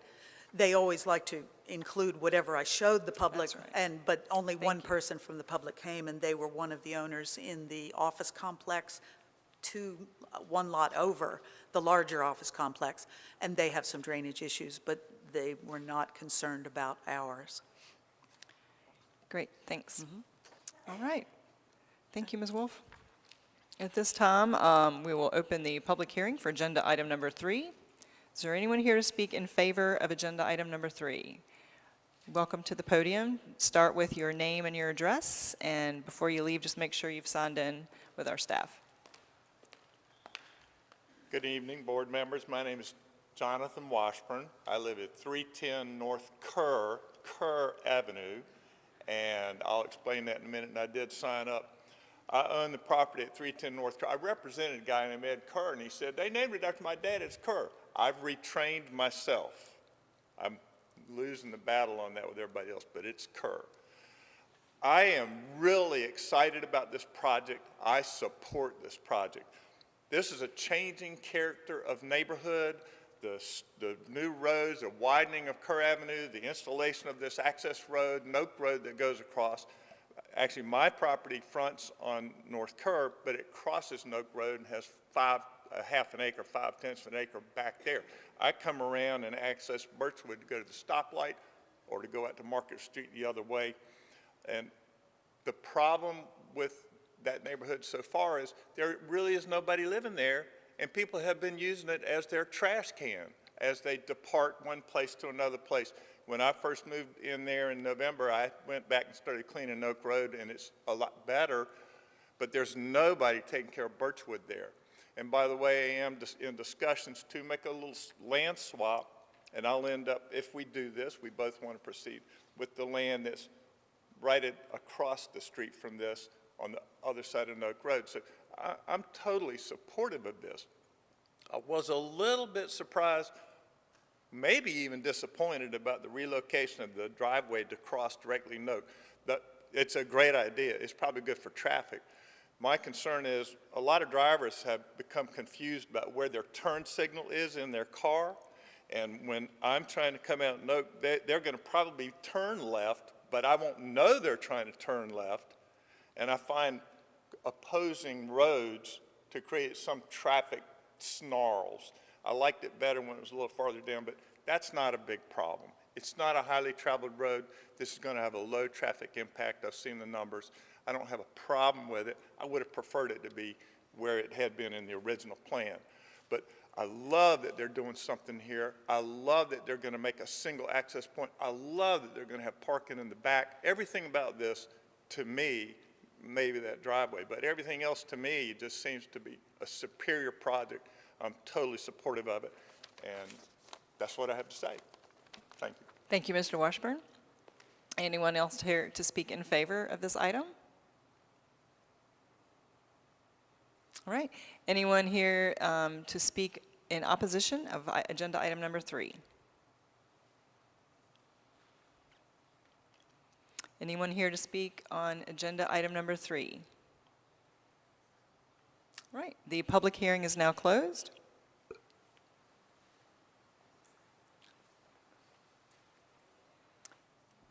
Again, I think we have a really desirable product in an appropriate location and a well-done site plan that respects the natural features. And thank you for saving those trees along Kerr Avenue. Anyone else with comments? Mr. Sharp? We're ready for a resolution. If there's no more comments, I'll call the question. All right. What is the will of the commission? I'd like to make on item 3, on case number CD 3822, request of 206-208 North Kerr Avenue, rezone from R10 to RB to NRB to R5 CD.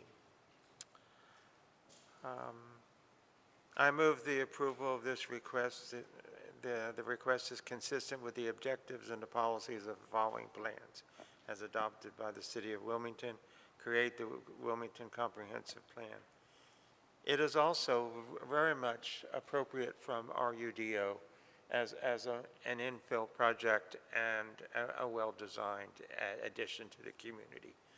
The Planning Commission considers its approval to be reasonable and in the public interest because of the sensitive development ideas developed from the UDO.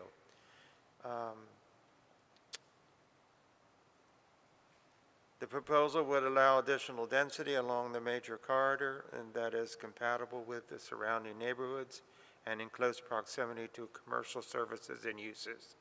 Therefore, the Planning Commission recommends approval of this request.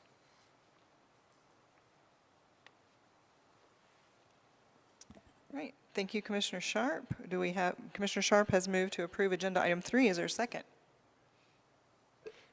Commissioner Woodruff with the second. Discussion? All right, we'll do a roll call vote. Commissioner Bowman? Aye. Commissioner Goins?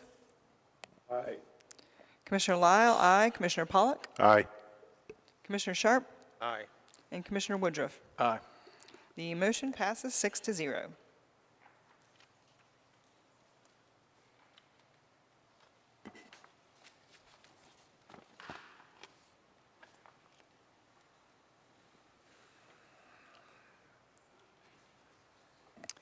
All right. Agenda item number 4 is a general rezoning of property containing .92 acres located at 3939 Carolina Beach Road from R15, moderate density, single dwelling district, to MD10, high density, multiple dwelling residential district. And Ms. Smith is here to give our staff report. Welcome, Ms. Smith. Thank you, Madam Chair. Good evening, Commissioners. The proposal includes one parcel of approximately .918 of an acre and is located south of Independence Boulevard and north of George Anderson Drive. The site served as the Wilmington Fire Department Station 6 from 1987 through June 2019. This map provides context and highlights the site location. To the right of the slide are images of the subject site's existing conditions. This slide illustrates existing development within the vicinity. North of the site is a utility station. South, east, and west of the site are multiple family dwellings. The request is to rezone the subject site from R15 to MD17. This is a general rezoning, therefore there is no site plan nor conditions affiliated with this request. The site is located near commercial services and uses, including grocers and medical services, and within an existing high-capacity transit route along Carolina Beach Road. The proposed MD17 zoning will increase housing options and is consistent with the existing MD17 developments located to the southwest and east.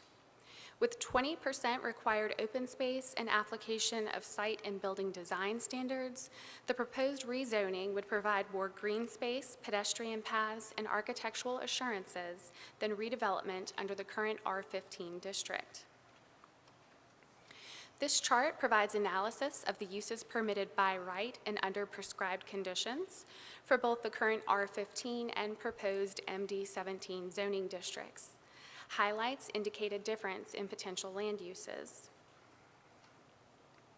The Create Wilmington Comprehensive Plan calls for location-efficient housing to be promoted and encouraged to help supply Wilmington with diverse housing options that are accessible to individuals and families of all incomes, needs, and preferences. To reiterate, the site is located within an area that is near commercial services and uses at the Independence and Carolina Beach Road intersection, and within an existing high-capacity transit route along Carolina Beach Road, with transit stops located at both George Anderson and Independence Boulevard.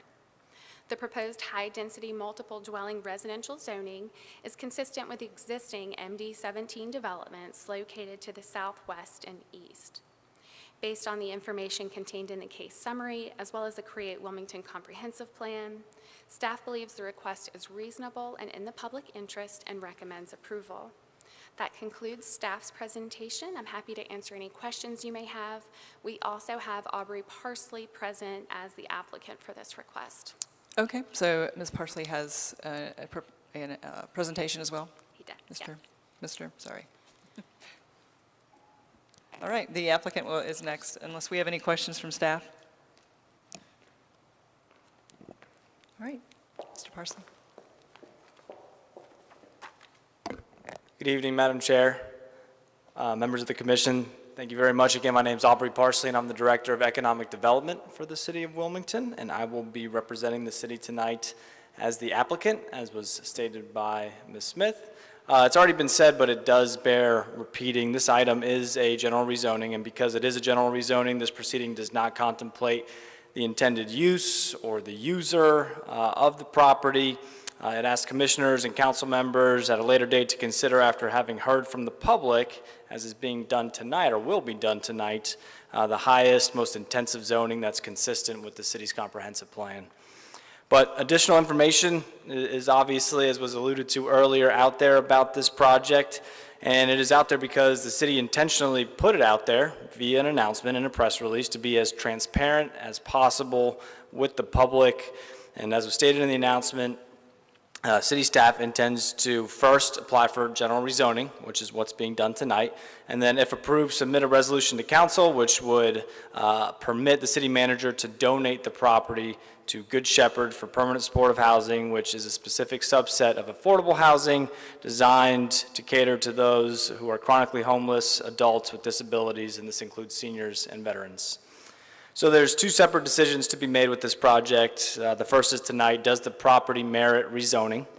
That is the question for tonight, and then separately at a later date, the question of should the property be donated?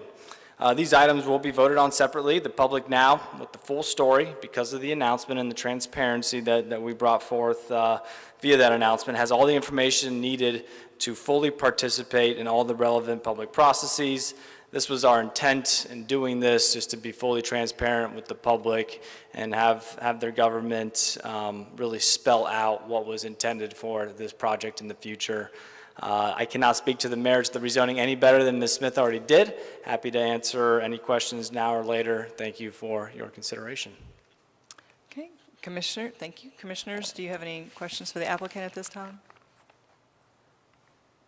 All right, thank you. Thank you. All right, and it is time for the public hearing, and as we mentioned several times,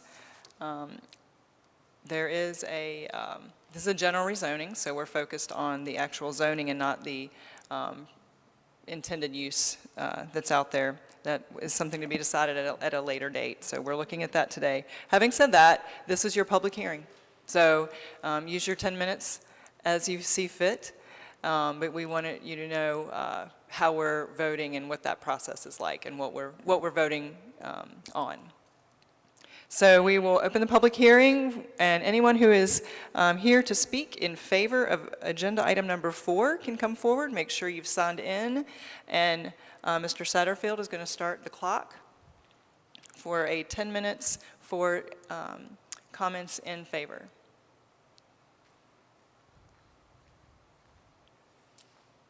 All right. Hey, good evening, everyone. Can y'all hear me? Thanks for having me. Good to see y'all. Thanks for what you're doing, commissioners, Chair Lyle. I'm going to be really brief. My name is Clayton Hammerski. I am a Wilmington native, local realtor, and a member of the Cape Fear Housing Coalition. I'd like to voice my support for this rezoning. As they've laid out in detail here, the property's location and surroundings support the general rezoning request that allows for up to 33 units of multifamily housing. Not only would the proposed rezonings bring this small, approximately 1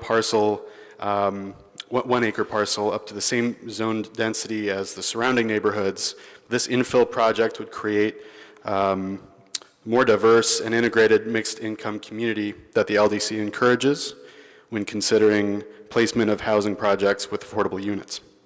The proposal would not only, would not require the removal of any existing trees and would have minimal traffic impacts on Carolina Beach Road and surrounding roadways. The comprehensive housing study commissioned by the city and by New Hanover County, as well as the city's own land development code, cite a need for greater production to overcome the serious shortage of residential housing in our community. While 33 is a modest number of units, the proposed rezoning would still move the needle greatly, I think, in the right direction to improve the city's overall housing inventory. Thanks so much for your consideration. I appreciate it. Y'all have a good night. Thank you. Anyone else here to speak in favor of agenda item number 4?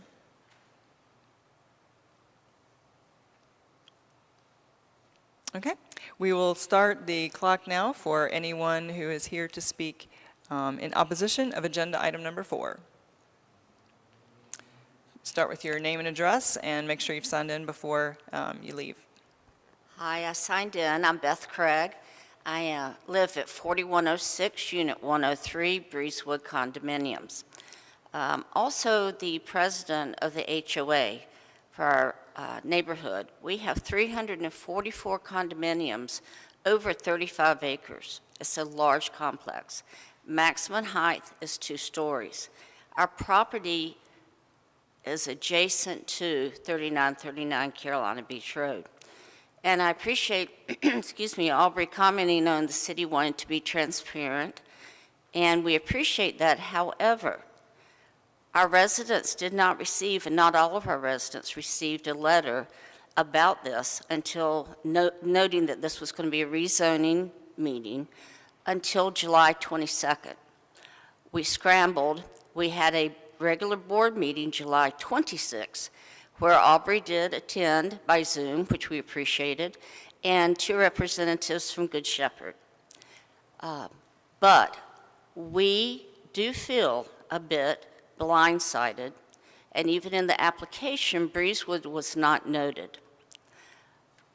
I'm representing some comments tonight from our residents. A lot are opposed.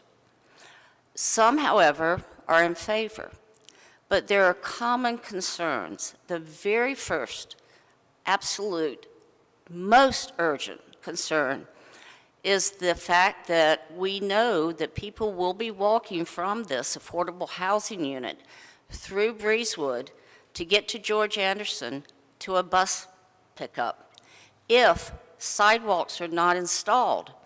And where you're talking about on Carolina Beach Road to install a sidewalk to Independence, where Food Line is, would be a massive, long, I'm sure expensive sidewalk. Same thing if you go from that location over to George Anderson. So our concern is that we're going to have pedestrian traffic. Even putting up a fence, putting up additional buffer with trees, it's going to be difficult. And we ironically priced out putting up a fence along that stretch of Carolina Beach Road on our property because we had issues with people walking through causing crimes.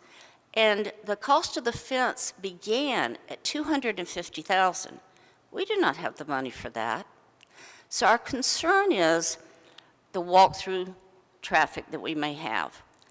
Our concern is what kind of buffer. Right now, we have a building as close as 50 feet to the property line. Where on this property will the .92 acres be donated? Because there is more land there than .92 acres. Where will this sit? We do not have any information on site plans, layout of where the buildings will be. We understand there'll be 3 stories. That is going to tower over Breezewood. There is a very short buffer of trees right now that appear to be mostly on Breezewood property. However, if we're going to install a fence, we're going to have to go into that somewhat to go down that line. So we feel very strongly that this site is not necessarily the ideal location for affordable housing. And we are not questioning affordable housing, and I know tonight is rezoning, but if you allow the rezoning, we know the city is going to donate the land, and this will move forward. So it's very important tonight to share with you our concerns about doing this. There's several homeowners here. I understand that as long as we stay within 10 minutes, several of us can speak, and that's the way we designed it. So thank you for your time. Thank you for being open to whether or not this is the best use of this land? Is it the safest use of this land, especially for what they're recommending it to be used for? Thank you. Thank you.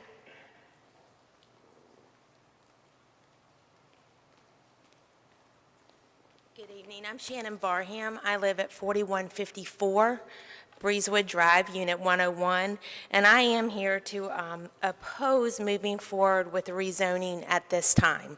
I would ask that the board consider postponing the decision and coming back under the consideration of conditional rezoning. First and foremost, the communication, or should I say the lack of communication, that was shared by Beth prior to me to our development, which is immediately adjacent to the property in question, was at the most minimum, in my opinion, was very lacking. Our residents first heard about this project as it was being boasted with the local news. The project was announced in the newspaper and online, and then our residents, or should I say some of our residents, received letters from the city informing us of the communication of the project. I must say that this poor cycle of communication was not ideal nor effective in building trust within our community. It actually went against what was being announced as wanting to be transparent. It actually went against that statement. I know we can't undo the timing of these events. However, it does significantly play a part in many of the concerns that I have, and I would suspect it has negatively impacted others voicing their concerns tonight. So again, as an owner in Breezewood, I would like to suggest that this project be postponed and considered under a conditional rezoning. The residents of the adjacent properties have not been afforded the opportunity to gather the appropriate information or even to consider possible conditions. If the rezoning occurs as it is currently proposed, not only have we not been afforded the opportunity to get the education on the property that we need, we may not even be given the possibility at all to voice our concerns for consideration. My understanding that the new affordable housing project will have plant vegetation of some sort as a separation between their property and the adjacent property, but perhaps the additional time to appropriately consider the condition of a more physical barrier could be agreed upon. Also, if for some reason the proposed usage for this property changes, there is not and will not be any conditions set forth for any future usage. My final concern is that of safety. The location that has been identified as the, quote, ideal location has significant ingress and egress concerns. What's that, 2 minutes? Is that what? 3 minutes. 3 minutes, okay. Lack of appropriate pedestrian walking areas and infrastructure such as sidewalks, and a very high volume of traffic. The addition of any housing will only increase that traffic and increase safety concerns. Traffic and safety of pedestrians should be the primary concern. Heavy vehicular traffic at higher than posted rates of speed at this site is already significant. All the intersections in this area are routinely blocked by traffic during rush hour and significantly increases during the school year as well as in the summer months with the increase of tourism. The discussion of the stakeholders has been that the affordable housing residents may or may not have personal transportation, and those needs would be like that of the Lakeside Reserve community. From my experience and observations, as well as observation of others here, there is a significant amount of foot traffic into and out of the Lakeside community. So my question to the board tonight is, where is this similar foot traffic for this project going to go?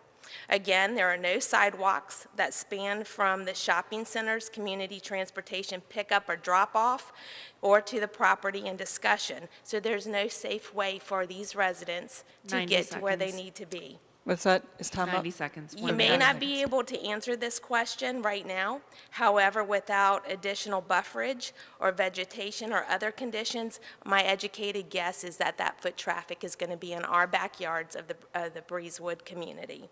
So again, I ask you to consider postponing your decision tonight and bringing it back under a conditional zoning conditions. Thank you.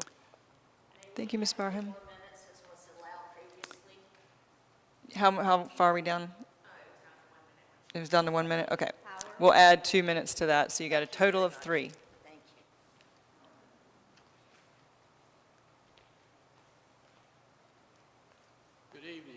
Good evening, Madam Chairman, members of the commission.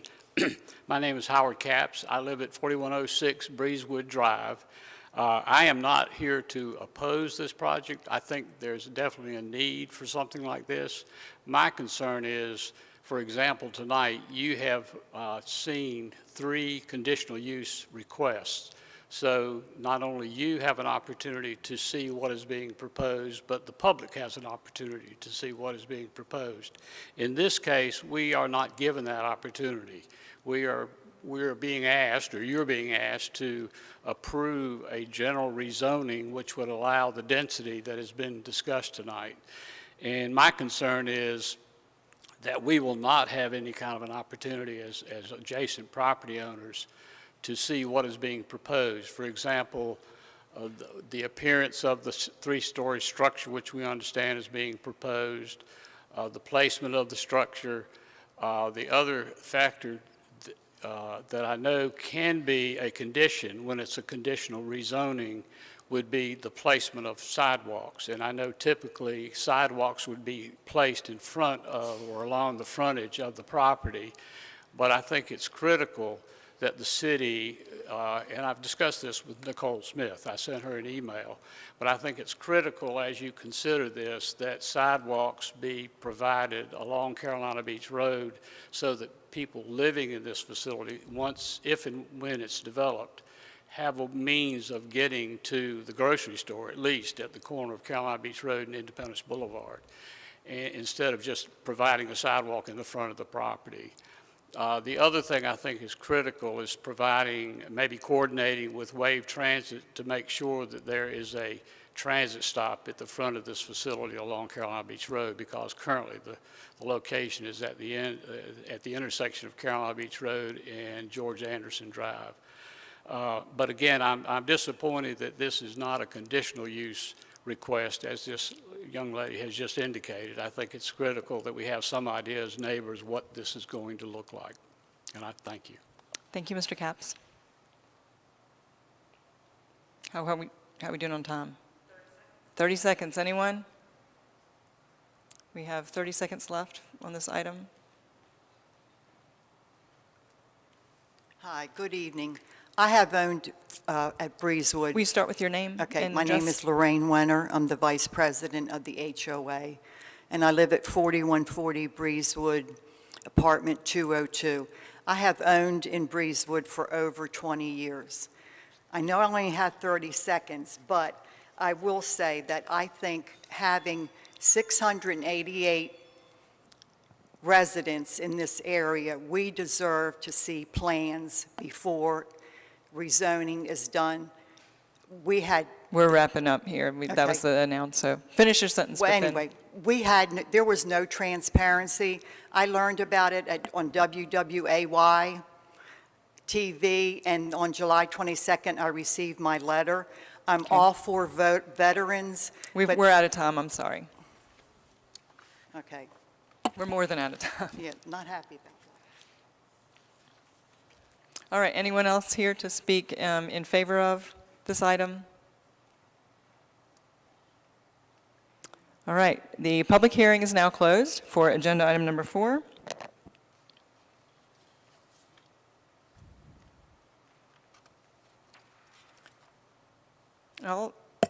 Commissioner Pollack? Yeah, I guess my question would be is why the go-to zoning was chosen versus a conditional approach. I mean, I'm just curious why that choice was made. Sure, absolutely happy to speak to that. This was a very in-depth conversation internally at city staff, and really there were 2 primary considerations that went into taking this direction with the project. As we looked at it, the conditional district allowed certainly for some things that a general rezoning didn't. One of them was a neighborhood meeting. And we said, well, we can accomplish what a neighborhood meeting is meant to accomplish without actually conducting a neighborhood meeting directly up front. We could make an announcement and a press release and use that as a means to draw interested parties into the city who would then begin communication with us, and then we could do things like attend the HOA meeting, which you heard about earlier, and speak to the neighbors and open up that line of communication. So we felt as though we could solve for the intent of that piece in that way. We also recognize that a conditional district requires a site plan. And in this instance, as was spoken to in the press release, Good Shepherd did not control the site. And it was very difficult for the city to ask them to spend their limited funds and resources to develop a site plan for this on spec, right? Speculatively, without any assurance that the property would be theirs to use at some point. And we saw with previous applicants what goes into a site plan: attorneys, architects, surveyors. It is not an inexpensive endeavor, and affordable housing is one of our most expensive public purposes to fulfill.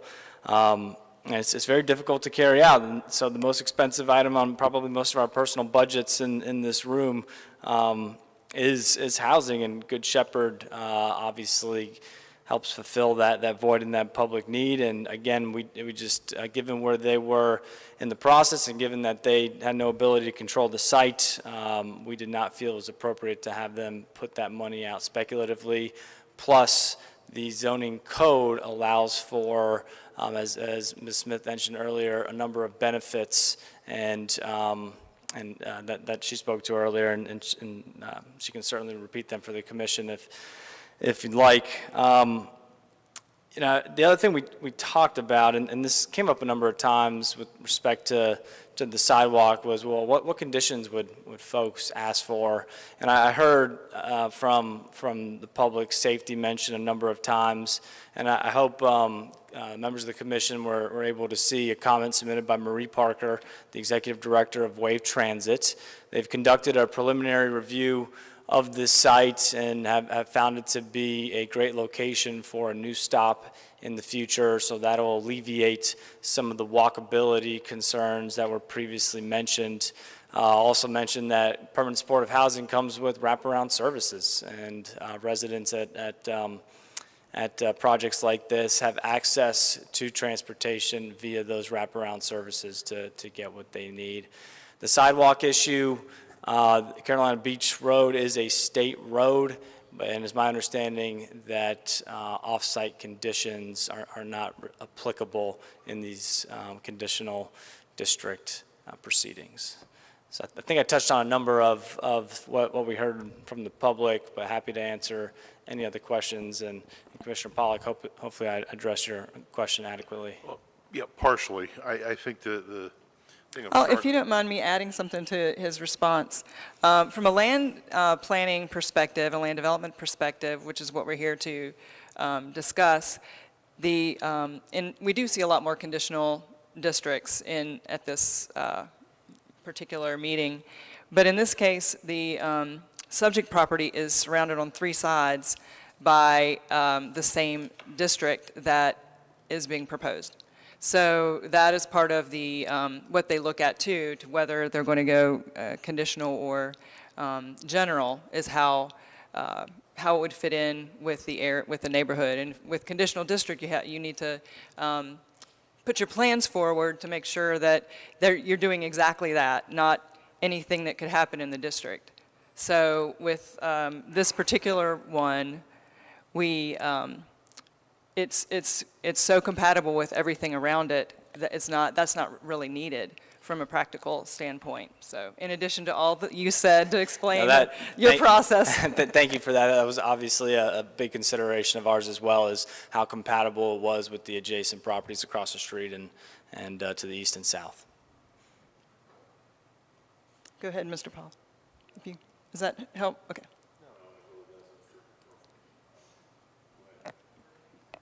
Commissioner Sharp?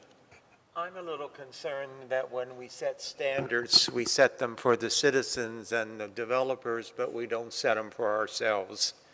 I'm hearing that the neighbors did not get an adequate notification.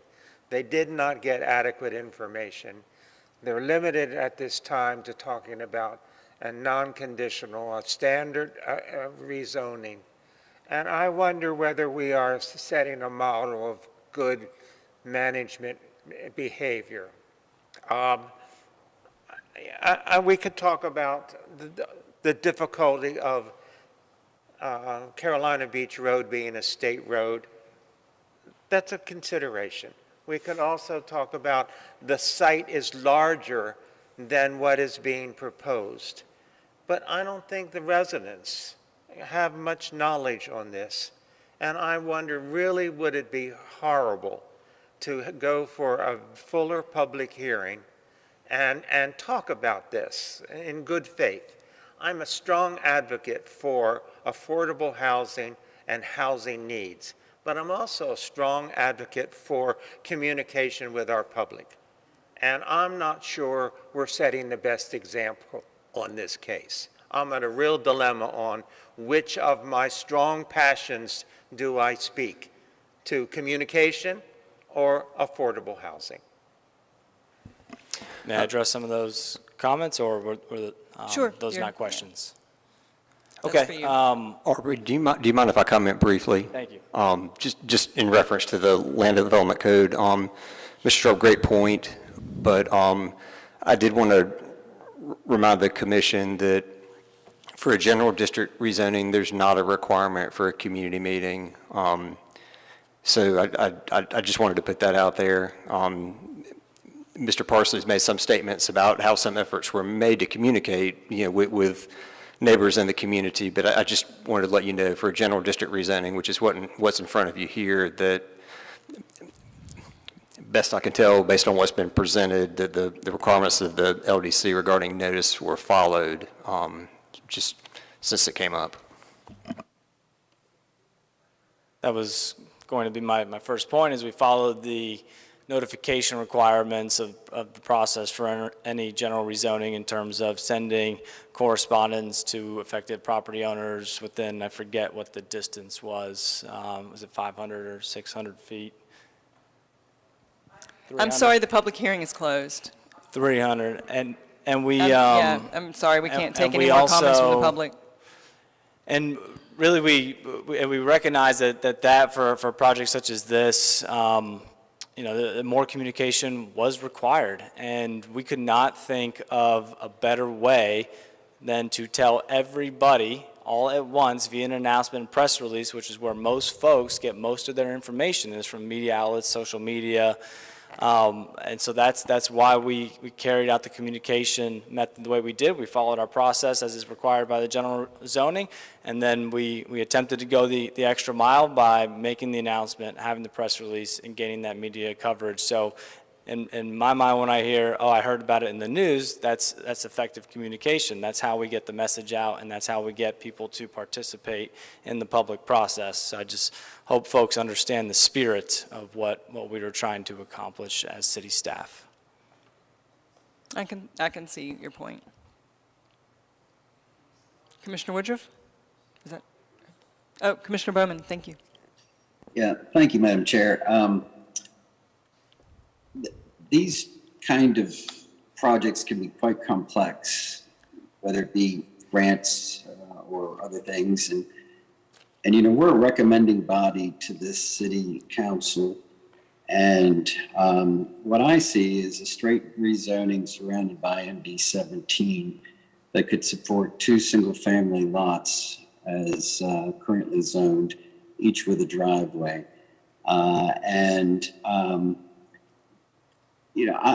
I've heard some of the press about Good Shepherd, but it seems to me, who knows what could be involved. There could be a request for proposals and vetting proposals and fairness and, bidding and donating things. And I just wonder, first of all, I know there's going to be multiple actions at City Council, and each of those will have a public hearing component. And I hope that Mr. Parsley has been taking notes about some of these items that should be made known to city council such that when they get to the right point, they can hear the concerns of the neighbors and they can go through, who knows, maybe it's applying conditions to the donation of the property that would address some of these perimeter fencing and things. I see this, I'm not so concerned about a straight rezoning because I know it has to move up to city council. I know there's multiple hearings involved. And I don't know that we've got a chicken and egg out of order thing. If we tried to put conditions on it, I don't know that that's going to work. And I texted you, we lost the city video. We still hear you. And obviously you can hear and see us. So we're fine to continue, but I just wanted to make that. Sorry about that. I just saw it a minute ago. Your text. Thank you.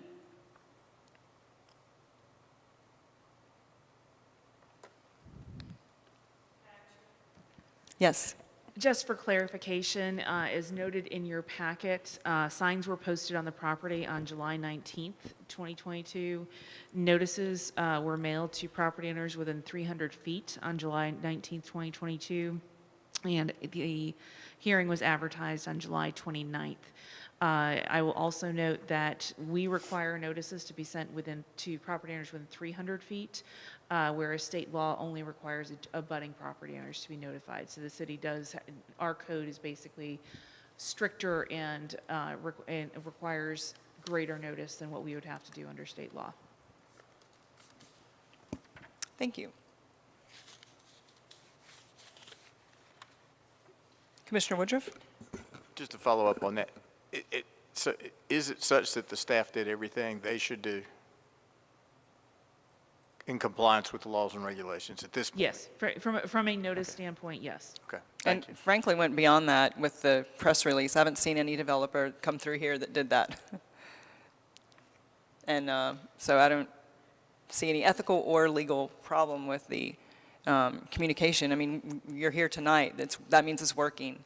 You might show up at the city council meeting if it goes there next, then that means it's working. This is part of the process too. There were lots of comments that came in on the Planning Commission's website, and that's part of the process too. And that means it's working, that people know. And there's 8 pages of addresses in our packet where the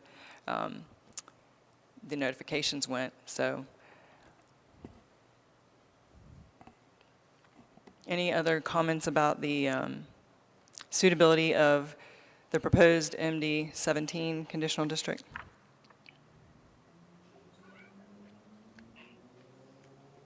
Did one of you have a question? Oh, Commissioner Bowman is back. Thank you. I see it as a simple, aside from the notice and things, I've already addressed that, but you've got a parcel that could sustain 2.5 individual single-family homes in the current zone, which it seems to be way underutilized and under density for what the land development code would call for on such a major artery like this, surrounded by other MD-17. I think if we were to look at assigning land use on the map, say if this were an abandoned site and we were cleaning up things with the map, we would make it MD-17. So I think what it's proposed to be here is appropriate for the conditions within the land development code. Thank you. Well said. I would agree with that. Commissioner Woodruff? I would agree. We've had this before, where we've had this general rezoning and an argument or concern about the actual use of the property. But as I understand it, before us now is just the zoning, not the use. Now, a lot has been said about what may be the use, but technically for our purposes, as I understand it, it's just a zoning question.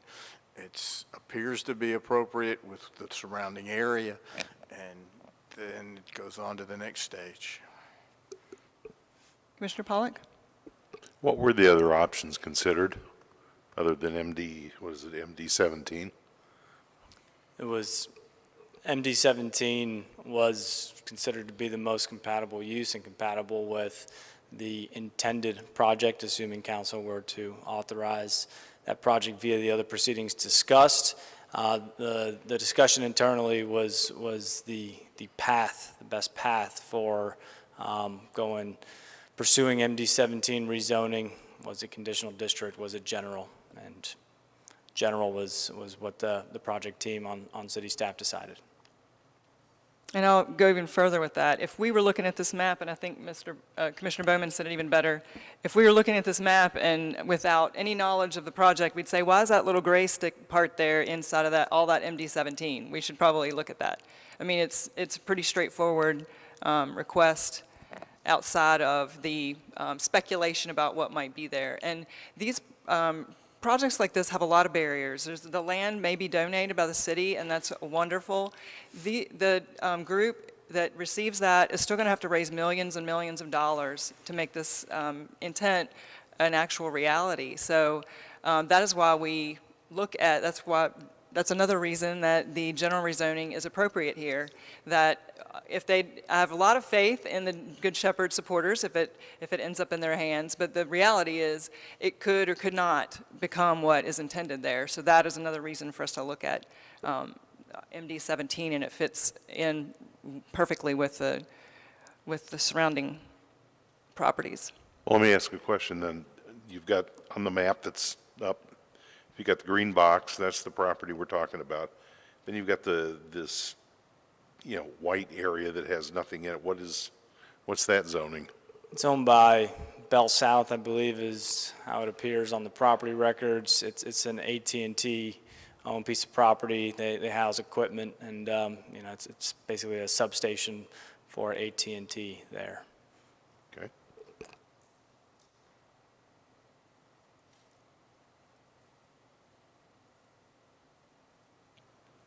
Where are we? We ready? Anything left to say?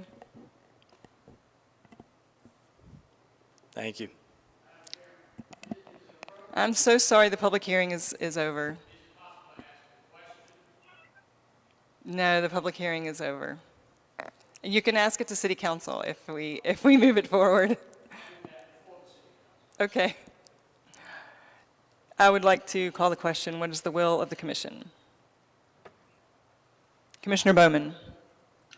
Madam Chair, I move to approve agenda item number 4, which is a request for 3939 Carolina Beach Road to rezone from R15 to MD17. And in that this request is consistent with the objectives and policies of the following plans adopted by the City of Wilmington, the Create Wilmington Comprehensive Plan. And the Planning Commission considers its approval to be reasonable and in the public interest because the proposal would allow for additional density consistent with existing MV17 developments located to the southwest and east, and increases housing options in proximity to commercial services and uses, including groceries and medical services. Therefore, the Planning Commission recommends approval of this request. And seeing as it's a straight rezoning, there are no conditions. Thank you, Commissioner Bowman. Commissioner Bowman has moved to approve agenda item number 4. Is there a second? Second. Commissioner Woodruff with the second. All right, we'll do the roll call vote. Commissioner Bowman? Aye. Commissioner Goins? Aye. Commissioner Lyle? Aye. Commissioner Pollock? Aye. Commissioner Sharp? It's an aye or a nay at this point. That's the only words. It's an aye, and I also would like to make a comment after the vote. Okay. We did have a lot of time for comments earlier. I'm sorry? It's an aye, right? It is an aye. Commissioner Woodruff? Aye. Passes 6-0. Thank you, everyone, for participating in your local government. May I make a comment now? Yes, we're on to items from the commission, so I would love to hear from you, Commissioner Sharp. I think when the government is initiating an action, that it needs to go beyond the minimum requirements required by law and set an example of how good neighbors work with good neighbors and communicate fully and purposefully in order to find the best answers. And so what I am saying in this time, that while there was a decision to go to rezoning without setting conditions, we certainly could have had it with discussions.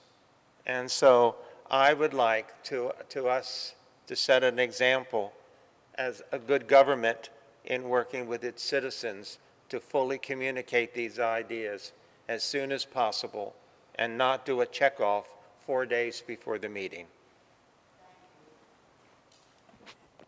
Thank you. Well, agenda item number 4 is over. If, all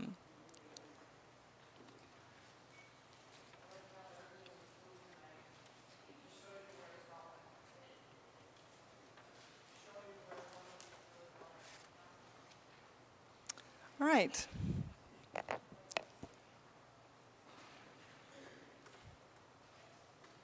We have moved on to the other items of business, items from the commission, and I have something.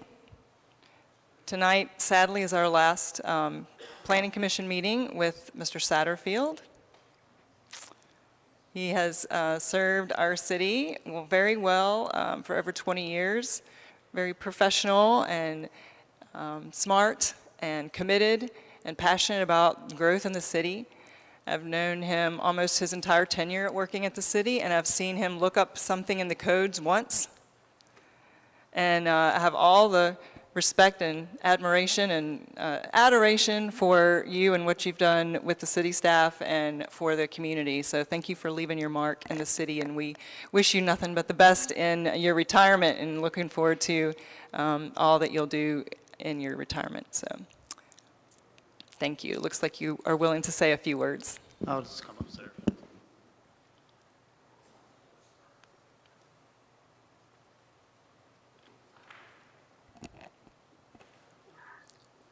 I just want to say thank you for the kind words, and that it's been a great tenure here. No more than almost 21 years here with the city. I'm right at 30 years by the time I apply my sick leave in local government. I'm too young to retire from work. I think I will be continuing working. I just will have to figure out what that's going to be.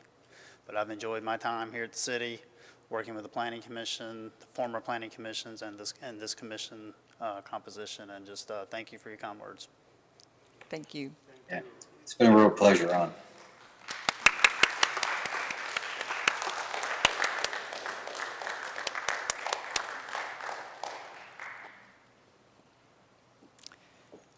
Anything else from the commission?